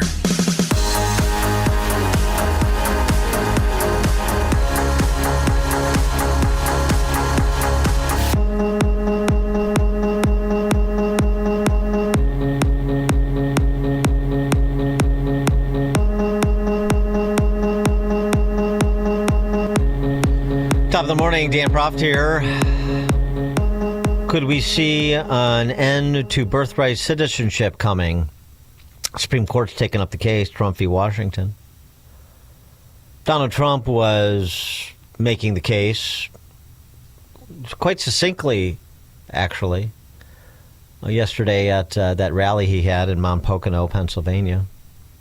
If you don't share our values, contribute to our economy, and assimilate into our society, then we don't want you in our country. We don't want you. Okay. That's fair, in my view. Stephen Miller, his domestic policy advisor, provided a little bit more expansive perspective on the issue. Birthright citizenship is sort of embedded in the commentary he provided on the Will Cain show the other day. During the civil rights era, and this is the simplest way I can put it, there was a thought in effect, if you go back and you can read the transcripts of the debate at the time, of applying civil rights to immigration policy for the globe, and to create a civil right for people from every part of the world to come to America in ever-growing numbers. And so a system that for years, as you mentioned, had been tightly restricted, suddenly established this global ability of people in every part of the world to come to America, to bring their families to America, and then eventually empty out their entire towns and their entire villages to the United States of America. And so what you saw between 1965 and today was the single largest experiment on a society, on a civilization that had ever been conducted in human history. Not just the 76 million immigrants that were brought in, largely from the third world, but their descendants too. So you see with a lot of these immigrant groups, not only is the first generation unsuccessful, again, Somalia is a clear example here, not only is the first generation unsuccessful, but you see persistent issues in every subsequent generation. So you see consistent high rates of welfare use, consistent high rates of criminal activity, consistent failures to assimilate. But this shouldn't be a surprise, Will. It's just common sense. If Somalians cannot make Somalia successful, why would we think that the track record would be any different in the United States? Go third world country by third world country. No one's saying, look, there are people all over the world that are great people. But you look at the society. If Libya keeps failing, if the Central African Republic keeps failing, if Somalia keeps failing, right? If these societies all over the world continue to fail, you have to ask yourself, if you bring those societies into our country and then give them unlimited free welfare, what do we think is going to happen? You're going to replicate the conditions that they left over and over and over again. And we mask the impact of immigration in every public policy issue we discuss. We talk about test scores. Well, if you subtract immigration out of test scores, all of a sudden our test scores skyrocket. If you subtract immigration out of health care, all of a sudden we don't have nearly the size of the health care challenges our country faces. If you subtract immigration out of public safety, all of a sudden we don't have violent crime in so many of our cities. Issue after issue, we talk about these things as if they just happen to us. The schools just suddenly fail. Violent crime just suddenly explodes. The deficit just suddenly skyrockets. These are a result of social policy choices that we made through immigration. Yeah, I mean, there's a lot of truth in what Stephen Miller is saying. And look, I'm a proponent of legal immigration. I'm a proponent of, as I've mentioned so many times on the show, looking at it individual by individual. The point that Miller really is getting to is you can't do these things en masse. I mean, you have to have an understanding, and the point that Trump made as well, you have to have an understanding of who you're letting into the country and what your expectations are for them and what your assessment is in terms of what they are coming here to do. The assimilation piece, for example, the shared values piece, those are legitimate, and they are not race-based. You could have somebody from Somalia that wants to come here, and you are convinced that that individual will be a great American, and he is industrious, and he pledges allegiance to America, and he's ready to put on the uniform to fight for America, in Somalia even, if the situation warranted it. But it has to be done on an individual basis. And the abuse of all these programs that provided en masse status and a path ultimately to citizenship that he's describing, I mean, that has played out, not just here, but in Europe too. And thus this moment with respect to birthright citizenship, which if the Supreme Court interpreted a particular phrase of the 14th Amendment in one direction as opposed to the default direction at present, America will be charting a very different course going forward. For more on the topic, we're pleased to be joined by Morgan Marietta. He's a professor for the Institute of American Civics at the University of Tennessee, Knoxville. Morgan, thanks for joining us. Appreciate it. Dan, thanks so much. Good to be with you. It is fascinating times at the Supreme Court these days with everything going on. Yeah, it really is, and and it's such a emotionally, politically charged issue that some distinction and nuance needs to be brought to the discussion. We can do things like legal immigration. We can do things like be a beacon for political and religious refugees, but we have to do so in a sensible way. And I think it's very difficult to argue that we've been doing so in a sensible way over the last several generations, as Miller outlined, and thus this moment of birthright citizenship. Yeah, what you were saying about the problems with assimilation and whether we do or don't have relatively open borders, that sort of question, when you take it to the Constitution, like on most things, the Constitution doesn't decide that for you. It doesn't make decisions. It lets the people do that themselves. It doesn't tell you what the decision is. It tells you who the decision maker is. Mm-hmm. And a lot of people think we should have open borders, and a lot of people think we should have relatively closed borders. But the Constitution doesn't decide it for us. What it says in the 14th Amendment is that it is up to Congress and the presidency. It's up to the representation of the American people. And that's how it's being pretty well misrepresented in most media discussion these days. Well, and as it pertains to the case before the court, and we've talked about this with Professor Richard Epstein as well. You're probably familiar with his argument, but you're making the same one. The case, and because it has the potential to have momentous impact, really turns on how the court interprets the phrase subject to the jurisdiction thereof in the 14th Amendment, doesn't it? Yeah, that's exactly right. People forget that this amendment, the 14th Amendment, this is the great amendment after the Civil War. The whole point of it was to equalize treatment of the free blacks. It was to equalize treatment by race in America.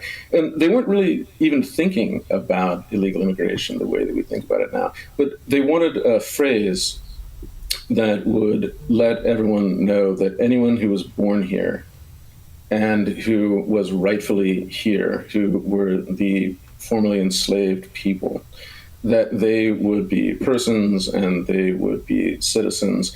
And they, you can see in the debates about this, they weren't sure exactly what phrase to use because they were intentionally trying to not recognize the citizenship of Native Americans. It wasn't meant to be universal in any way. And they came up with this phrase. They said that anyone who was born in the United States and subject to the jurisdiction thereof, subject to the jurisdiction of the United States. And that's what that phrase, the debate, is all about, is about exactly what that means. And what we're seeing is this fascinating thing. I think there's two things going on. The one is that on the left, people are arguing that, oh, there's no debate at all. There's nothing to talk about here. It's just obvious. They're trying to really shut down any voice that disagrees with them.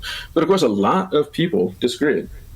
There are a lot of constitutional law scholars who look at this in a reasonable, broad way, try to understand what the framers of the 14th were saying. And they disagree roundly. They pretend there is no debate, but there really, really is a debate on this.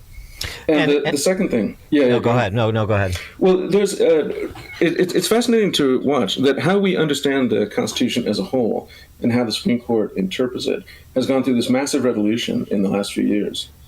The court has switched from reading the Constitution in a living way to reading it in an original way. So when you look at a phrase like under the jurisdiction of the United States, do you read it how we have come to think of it, or the evolving standards of the American people, or you sort of think in terms of polling? Or do you think in terms of what the people who wrote that, the people who ratified that, and this is from 1868, after the Civil War, what they really were doing? And if the Constitution is a contract between the American people and the government, meant to limit the government, then the last thing you do is let people rewrite the words of a contract, especially the people who are holding the power in the contract. So you don't let the government, through the Supreme Court, rewrite what it means. It means what it meant at the time the people made that contract. Well, right, and the historical context matters, too. And in this birthright citizenship case, Wong Kim Ark, the Chinese immigrant in San Francisco that's the subject of this case is something that legal scholars point to. And Epstein, among others, makes the point that that case by Justice Horace Gray that allowed Wong Kim Ark to come back into the United States as a citizen misstated the prior law governing such an issue. He had left and he tried to come back. Yeah, that's exactly right. Wong Kim Ark is an odd decision that's often misrepresented when people talk about this. It's kind of shocking. It's kind of shameful, really, how much people misrepresent that decision in scholarly discussion. And I want you to address the misrepresentation, but it seems to me that if subject to the jurisdiction thereof is the key phrase in the 14th Amendment on which this case turns, Wong Kim Ark is going to be addressed. And the point that Epstein makes, which I think is a pretty good one, is that subject to the jurisdiction and within the jurisdiction were treated as synonyms when, in point of fact, they're antonyms. Yeah. It doesn't mean just in the jurisdiction like contemporary people think of it. When you say that sort of someone's outside of a county sheriff's jurisdiction and therefore you can't touch them, it's about geographic territory. It can't possibly mean that. The 14th Amendment says that persons born in the United States and subject to the jurisdiction. If it just meant geographic, it would just be repeating itself. It would be saying born in the United States and born in the United States. It has to mean something else. And it does.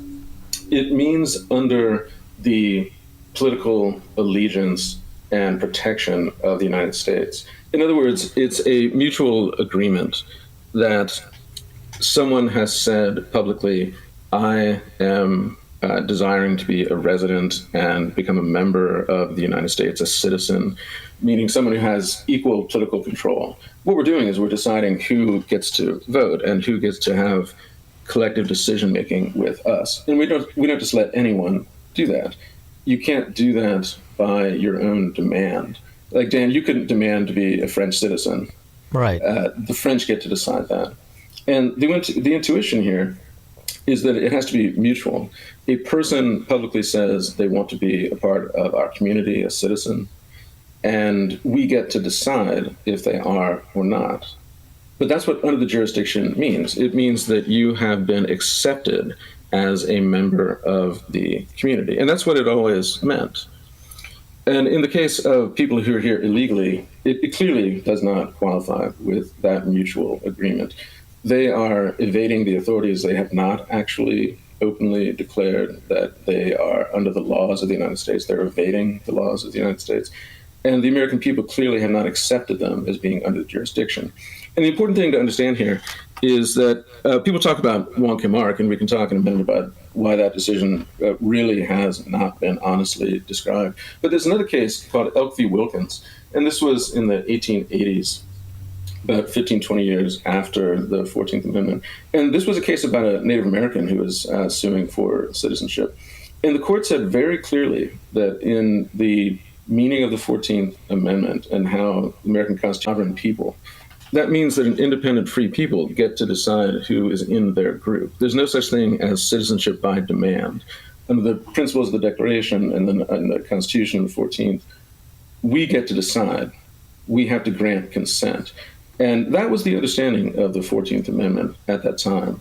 And by the way, Wong Kim Ark does not say anything different. It is presented as if what it said was that anyone who was born in the United States under the 14th is an automatic birthright citizen. That is not what it said. What it said was that Wong Kim Ark's parents were legal permanent residents. They had been given consent. They were in the United States legally and domiciled in the United States is the legal phrase that's often used for that. If you even look up the case on OYE.com, which is the website that many people use for these constitutional questions, and it keeps track of all the cases, they give the constitutional question, the question presented, as being, is the child of a legal permanent resident a citizen of the United States under the 14th? And the answer is yes. But it said nothing about people who were here illegally. Illegal immigration was not really on the radar at that time. And it does not say that.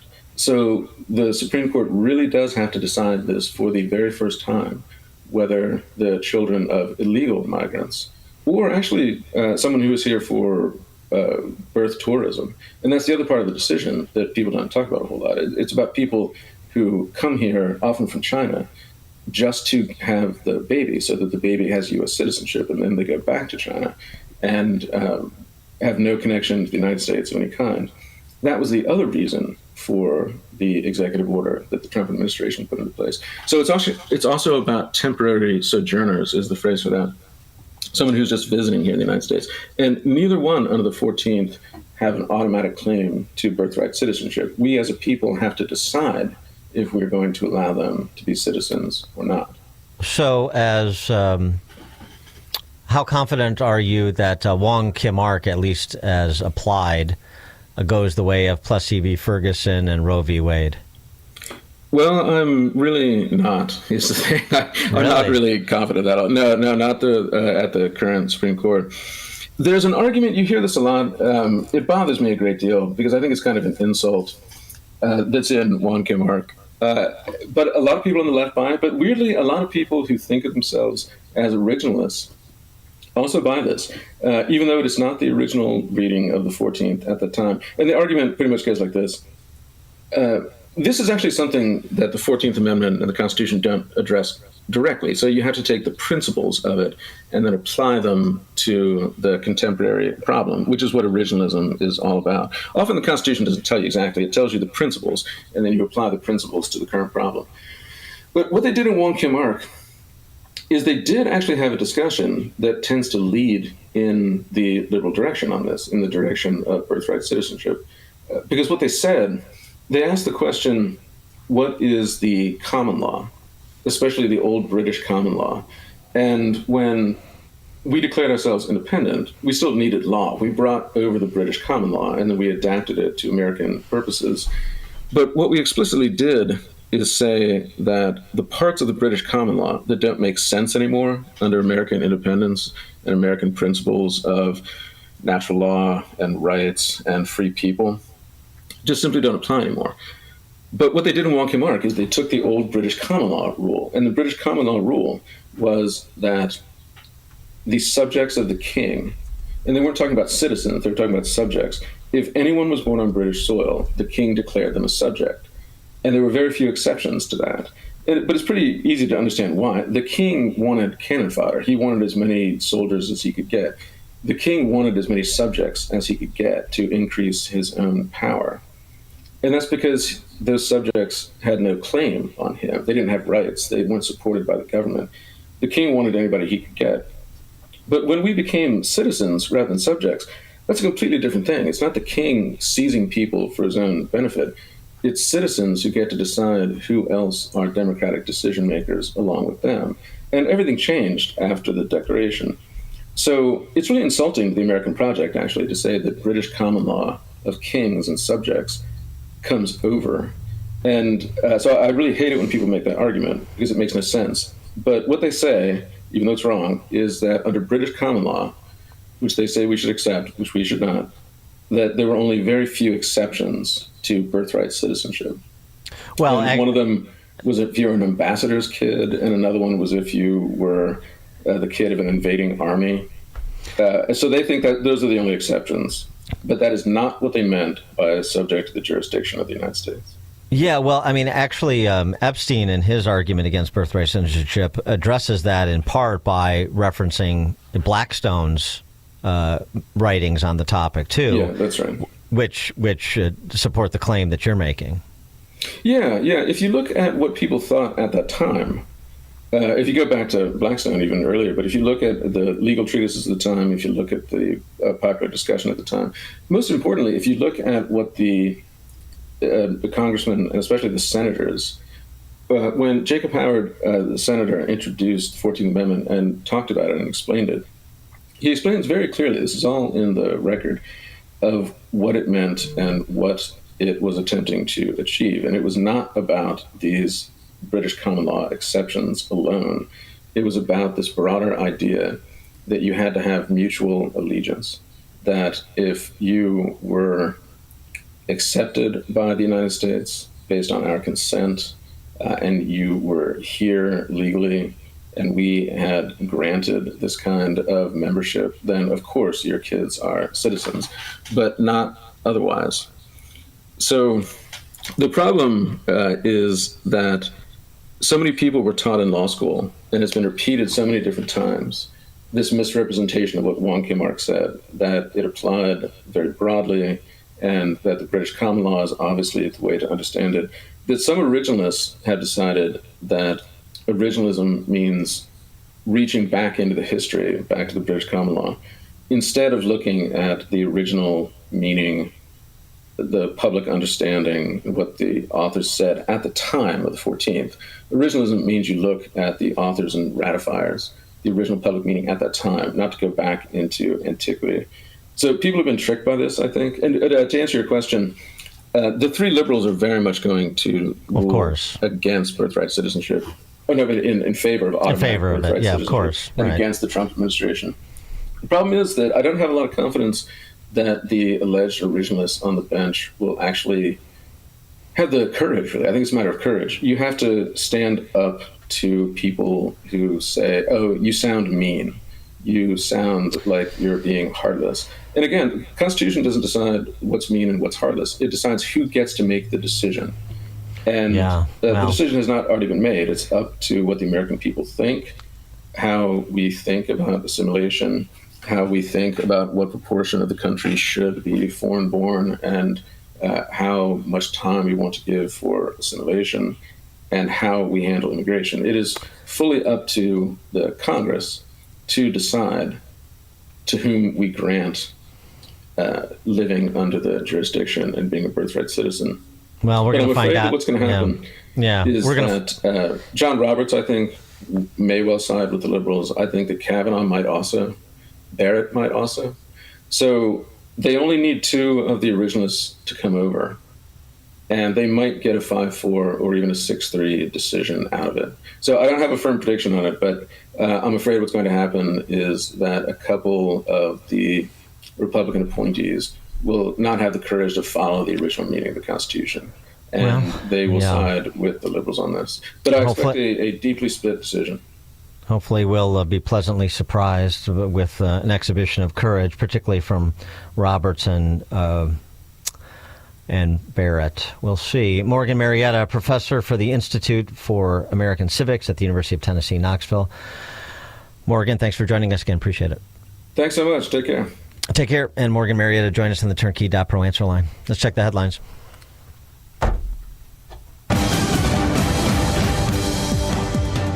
Good morning. It is 34 degrees here in Chicago on AM 560 The Answer. I'm Stace Keene in the AM 560 newsroom. A portion of I-57 is still shut down as police are investigating a possible shooting in the area. No injuries have been reported. A Chicago police officer suffered minor injuries following an investigation last night, which left a suspect dead. According to reports, that incident occurred when officers were investigating the report of a stolen vehicle as two men pulled up to the vehicle and tried to get in it. When officers approached, one of those suspects fled on foot while the other got back into his vehicle, refusing to get out of the driver's seat. A struggle ensued with the officer being dragged by the suspect's vehicle. The officer fired his weapon, shooting the suspect in the head. He was transported to the hospital and later died. Chicago Mayor Brandon Johnson has revised his corporate head tax proposal. The Chicago City Council is scheduled to meet today, but it's not clear if a budget agreement is in sight. This report is a service of AlmostFreeTeeth.com. Think full mouth dental implants are too expensive? Think again, not at AlmostFreeTeeth.com. With medical insurance, you could save thousands and receive your finally affordable dream smile. Check if you qualify today at AlmostFreeTeeth.com. A check of the roads is coming up in 2 minutes on AM 560. The Answer. Larry Elder explains where we stand. Inflation for the first 10 months of Trump 2.0, under 2.5%. Gas prices, 4-year low. People's incomes, adjusted for inflation, year to year up 3.4%. Crime down in most cities. So please tell me what this crisis is that's causing such acute stage 4 TDS. The Larry Elder Show, weeknights at 8, right before Sean Hannity at 10 on AM 560. The Answer. Well, that was a surprise. The HVAC tech just said our furnace apparently has a cracked heat exchanger, and it'll cost thousands. Oh, you're kidding. He barely looked at it. Now he's pushing a huge repair? What should we do? I don't really trust them. We need a second opinion. My brother Mark recommended Air Right Heating and Cooling. I looked them up and they seem legit. Great Google reviews. I'm sure they'd give us an honest assessment. He liked that they checked their carbon monoxide readings so he knows the air they're breathing is safe. And I guess it also gave a sense of how much life was left in their furnace. I'd love that peace of mind. Plus, why spend a fortune on something we might not even need? Get a second opinion from Air Right Heating and Cooling. Tell them AM 560 sent you and get $56 off any service. Visit Air Right Heating and Cooling right now at AIR-RITE.com. Again, that's AIR-RITE.com. Air Right Heating and Cooling. Doing it right since 1959.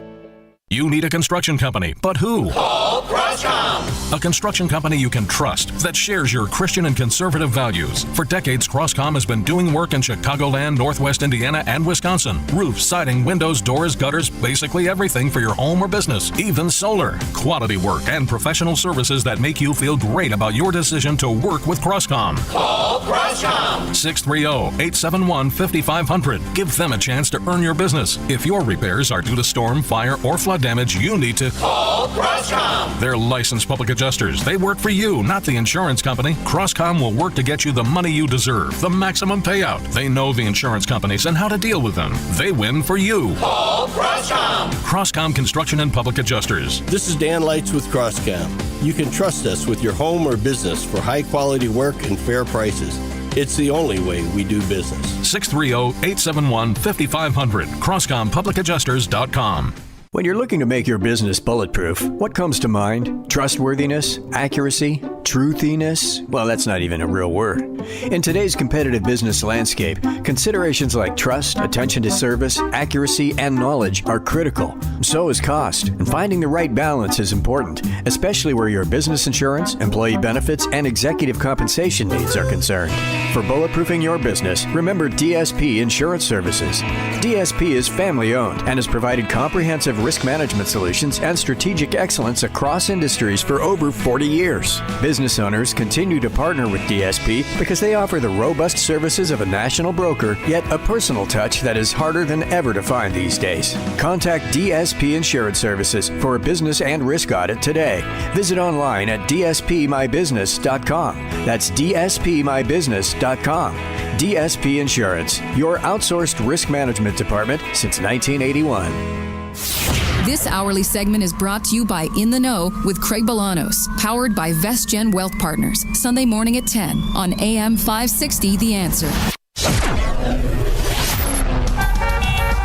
Taking a look at the roads from the Team Hochberg Traffic Center, I'm Sue Aller. Stop and go delays northbound on Lakeshore Drive as you head towards Hollywood Avenue, and now we're jammed on the Tri-State southbound at St. Charles Road with a collision in the right lane. You've got a flipped over car on the Eisenhower outbound exit ramp for Lake Street slowing you down. So inbound on the Eisenhower from Wolf to the old post office is 53 minutes, outbound is 29. Inbound Kennedy from O'Hare to the Byrne Interchange 48 minutes, outbound is 44. Inbound Stevenson from the Tri-State to Lakeshore is 43 minutes, outbound is 24, and the Dan Ryan from 95th to the Byrne Interchange 36 minutes, outbound is 19. This report is sponsored by Blindster.com. There has never been a better time to buy blinds. Save up to 50% statewide during Blindster.com's Cyber Week sale going on now. Their blinds are custom made and guaranteed to fit. Skip the big box stores and order online for less. This sale ends soon, so go to Blindster.com today. Chicago's Morning Answer continues next, but now a check of your forecast from the National Weather Service. Today there will be occasional wet snow in the morning, which will accumulate a coating to an inch. The sky will be mostly cloudy and windy. Be cautious as any heavier burst of snow could reduce visibility and create slippery road conditions.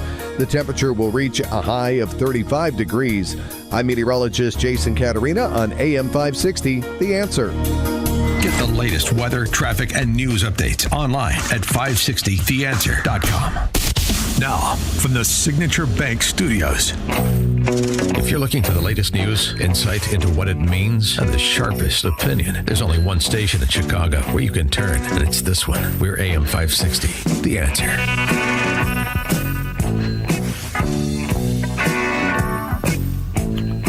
Top of the morning, Dan Proft here. So, President Trump, cabinet meeting this week, rolled out a plan to provide $12 billion in price supports to farmers in America.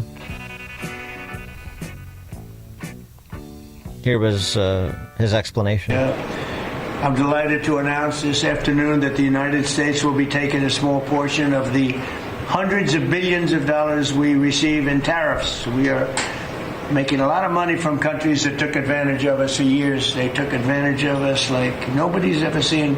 Our deficits are way down because of tariffs. I guess because of the election, because without the election you wouldn't have tariffs. You'd be sitting here losing your shirt.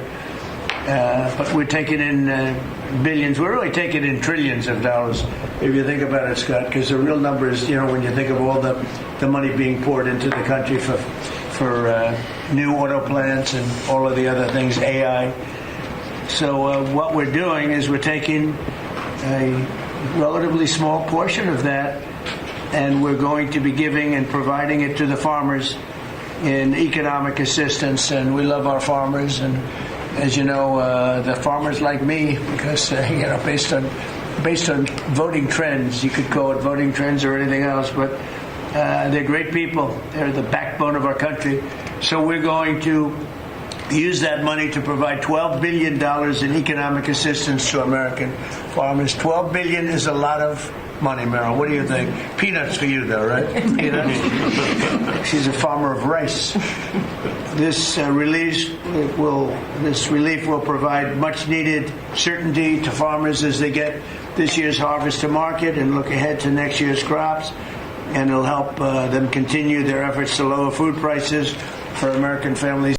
I'm delighted to announce this afternoon that the United States will be taking a small portion of the hundreds of billions of dollars we receive in tariffs. We are making a lot of money from countries that took advantage of us for years. They took advantage of us like nobody's ever seen.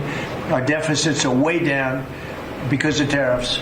I guess because of the election, because without the election you wouldn't have tariffs. Yeah. Mm-hmm. No, I mean, it'd be great to be in an industry where your profit margin could be guaranteed. And some left over for those tariff dividend checks, which Trump was still touting this week at the on the red carpet at the Kennedy Center honors, too. Lots and lots of opportunities for government spend with government tariff/tax revenue, for perspective on that and other matters of economic importance, pleased to be joined by Steve Moore, economist, author of The Trump Economic Miracle and the Plan to Unleash Prosperity Again, co-author with Art Laffer. Steve, thanks for being with us. Hey, Dan. Good morning. And by the way, before we get into those tariffs and the handouts to the farmers, Trump's speech last night on the economy I thought was excellent, and I think he is right that we do have a booming economy right now. We have an economy where real incomes are up, where we have more jobs available than ever before. We have the highest valuations of stocks ever in both in the NASDAQ, the S&P 500, and the Dow Jones. You've got, I don't know what you pay in Illinois there for gas, but most states are now below $3 a gallon, and some states are actually at $1.99 a gallon. I mean, I could go on, but this is an economy that is smoking right now. And I'm surprised, Dan, why it is that these polls all show, the latest Fox poll says 57% rate the economy is either poor or fair, and only 37% good or great. So I'm a little bit flummoxed by that. And I got to tell your listeners that the official statistics show almost every indicator pointing north. Well, I mean, I don't think it's that complicated, right? You have prices still increasing, but at a slower rate than they were under Biden. Right. And purchasing power is still down from where people remember their purchasing power just a few years ago. Sure. And sure. You can only blame the previous administration for so long before people turn their sights on you.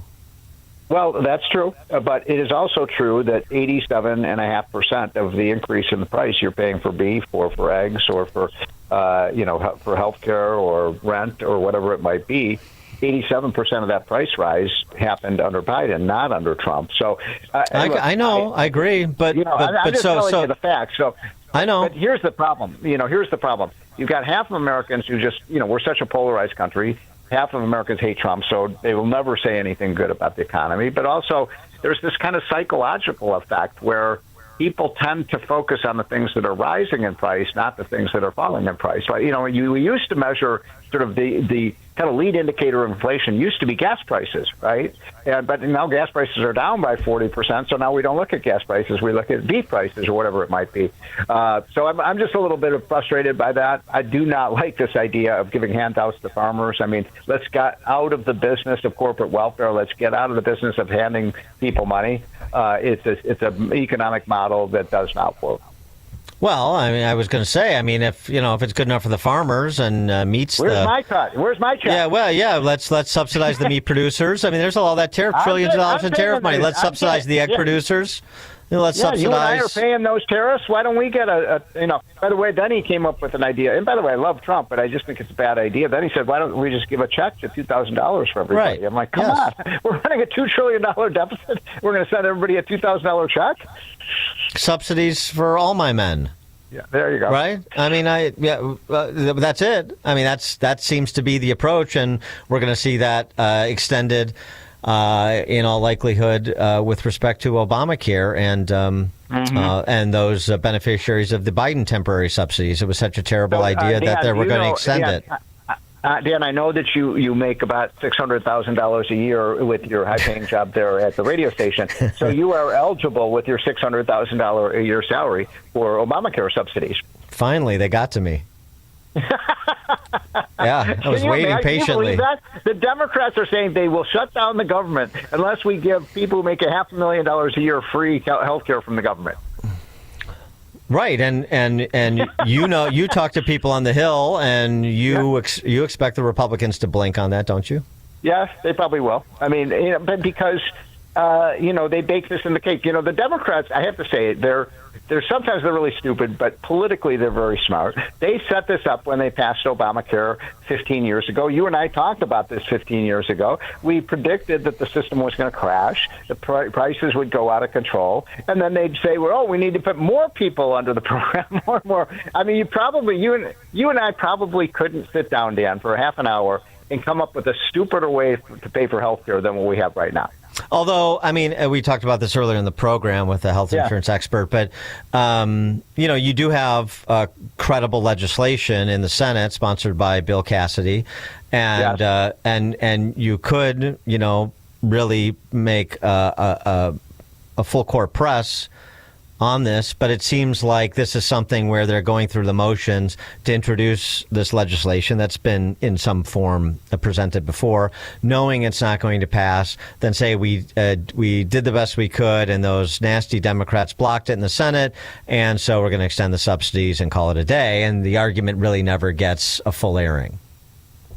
Well, when you consider the fact that nobody knows what anything costs in the healthcare industry, we have nobody ever even asks, when you go to a hospital or a doctor, gee, how much is this going to cost, that going to cost? I mean, the whole system is corrupt, in my opinion. Americans are way overinsured for health care, not underinsured. We should have, insurance should work the way we have fire insurance. If your house burns down, we don't have a free market system in healthcare, and that's why the prices are out of control. And the more you have the government subsidize it, the more the costs go up. It's that simple. Well, I like this too. Text from 847 we got. Let's subsidize the meat eaters who keep the meat producers working. So we should get a check for eating meat too. While the meat producers get the check for producing the meat, it's got to be full. So that's the cycle of life, right? I mean, look, we're flush. Old saying that. Yeah, there's an old saying: if you pay Peter, or tax Peter to pay Paul, Paul's probably going to like that a lot. Yeah, you're always going to enjoy the support of Paul. Yeah. Exactly. In point of fact, they teach classes on that now at the collegiate level. Here's a clip recently from one of your colleagues, in the economics trade, Bobby Reich. Remember little Bobby Reich? There are two traditions of corporate governance. The older tradition is best exemplified by this term stakeholder capitalism.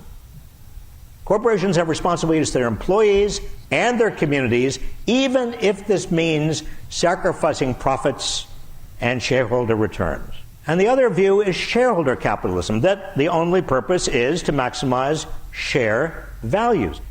Now, we used to have an understanding that business management is a stewardship that should operate as a public trust for a benefit of all the people, consumers, the government, the nation, the environment. It wasn't just shareholders. Stakeholder capitalism, Steve. It's back. Yeah, Never left. I'm going to tell you one thing for sure. By the way, I used to debate Robert Reich once a week for 10 years on CNBC and other stations. And he and I became friends, but I think he's a little. He and I don't agree at all on economics. And I'll tell you this: definitely, you know, he may talk a lot about what do you call it, stakeholder capitalism? Stakeholder capitalism, which is to say not capitalism. Yeah. I want my 401k plan to invest in companies that do shareholder capitalism, not stakeholder capitalism. I want a return on my money. So it's show me a company that says, "Oh, we're not in the business of making money. We want to solve the environmental problems. We want to reduce poverty." I'm like, okay, I'm not investing in that company. Yeah, exactly. Yeah. SpaceX really needs to turn its attention to being a public trust, whatever that means.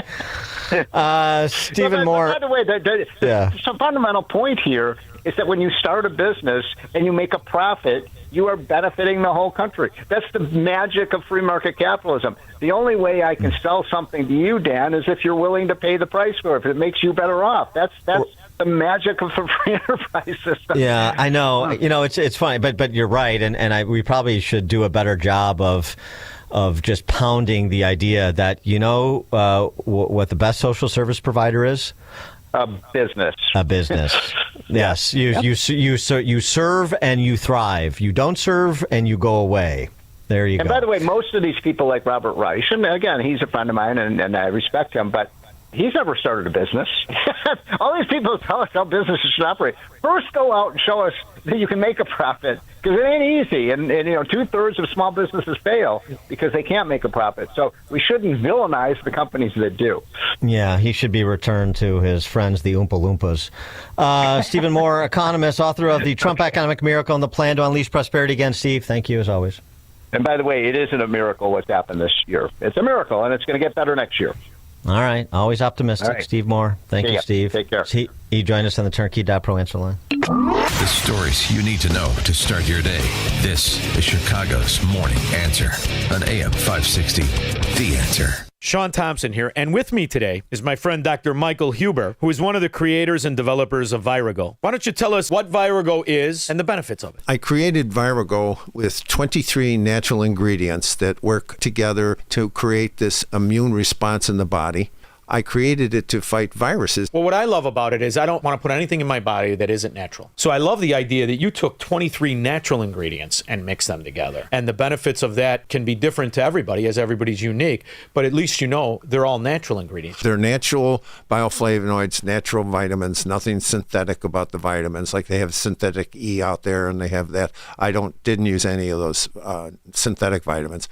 Only natural vitamins, only natural bioflavonoids. That's the only thing that I would use. I absolutely love it. Go to myvirago.com. Use coupon code IMMUNE to save 30%. Virago and Maha. Maha starts with Virago. Making America healthy again. We all hear the radio ads about the IRS. They tell you to be afraid, to be scared, and they try to frighten you into calling. I'm not here to do that. Tax Relief Advocates is different. TRA is here to tell you that if you owe money to the IRS, whether it's $5,000, $50,000, or $500,000, we have a solution. It doesn't matter if you're sitting in your car, at work, or with your kids. No matter where you are, call now. 800-575-6745. Don't lose hope. TRA can eliminate or reduce what you owe to the IRS. Generous programs are now available that can give you a fresh start. Our passion is taxes and helping individuals fix their IRS problems. We have over 1,000 5-star reviews on Google and an A+ with the Better Business Bureau. You don't need to be afraid of the IRS any longer. End your tax nightmare today by visiting us online at TRA.com or call 800-575-6745. That's 800-575-6745. Tax Relief Advocates. Real solutions for real people. Has your business noticed changes with your IT provider? Suddenly, tickets take days, projects stall, and the new techs don't understand your systems. You're repeating yourself, and there's zero strategy to move forward. At Unique Computing Solutions, we fix that. Fast response times, expert guidance, and a team that actually knows your business. Get a free assessment today at uniquecomputing.solutions.com. That's uniquecomputing.solutions.com. Your IT challenges solved.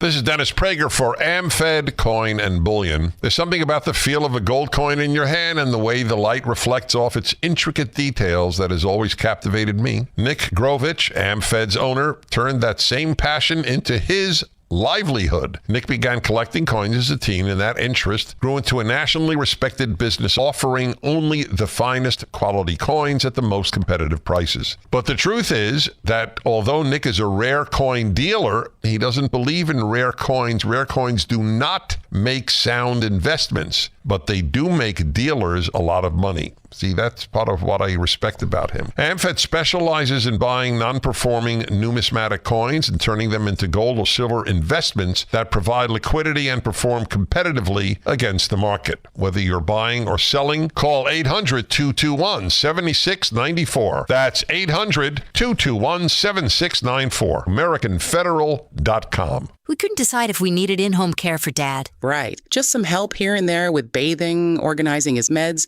a walk through the neighborhood. Oh, exactly. But everywhere we looked, we had a 4-hour minimum. It was more care than he needed. And it didn't make sense to spend extra for it. Then we found Senior Helpers of Naperville Southwest. No minimum hours. We were shocked. Now a caregiver stops by once or twice a week for just an hour or two to help with the small things that make a big difference. And Mom loves the visits. It's not just help. It's companionship. At Senior Helpers of Naperville Southwest, we understand that not every family needs round-the-clock care. We serve DuPage, Cook, Kane, Kendall, and Will counties. We conduct free in-home assessments and we guarantee compatibility. Call Senior Helpers of Naperville Southwest today at 331-281-0728. Again, that's 331-281-0728. And tell them AM 560 sent you. Senior Helpers of Naperville Southwest. Senior care, only better. Honey, why does it take you so long to get ready? Oh, because I've got one tiny sink. I'm trying to balance makeup on the back of the toilet, and the mirror's always fogged up. Sounds like a circus act. Exactly. And I perform every morning. At Forever Remodeling, we create bathrooms that fit your life, not the other way around. From extra storage to spa-like showers and timeless finishes, we make your mornings easier. Visit foreverremodeling.com. That's the number 4, everremodeling.com. AM 560, The Answer.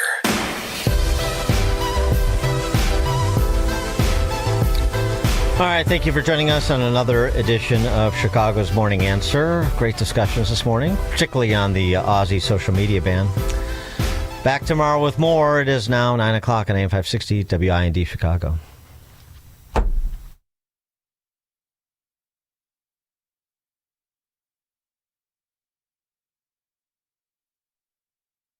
Staff told him he had to get out there and campaign about it, which the Democrats trying to use high prices against him. We're also working to bring down the cost of health care. Obamacare is a scam.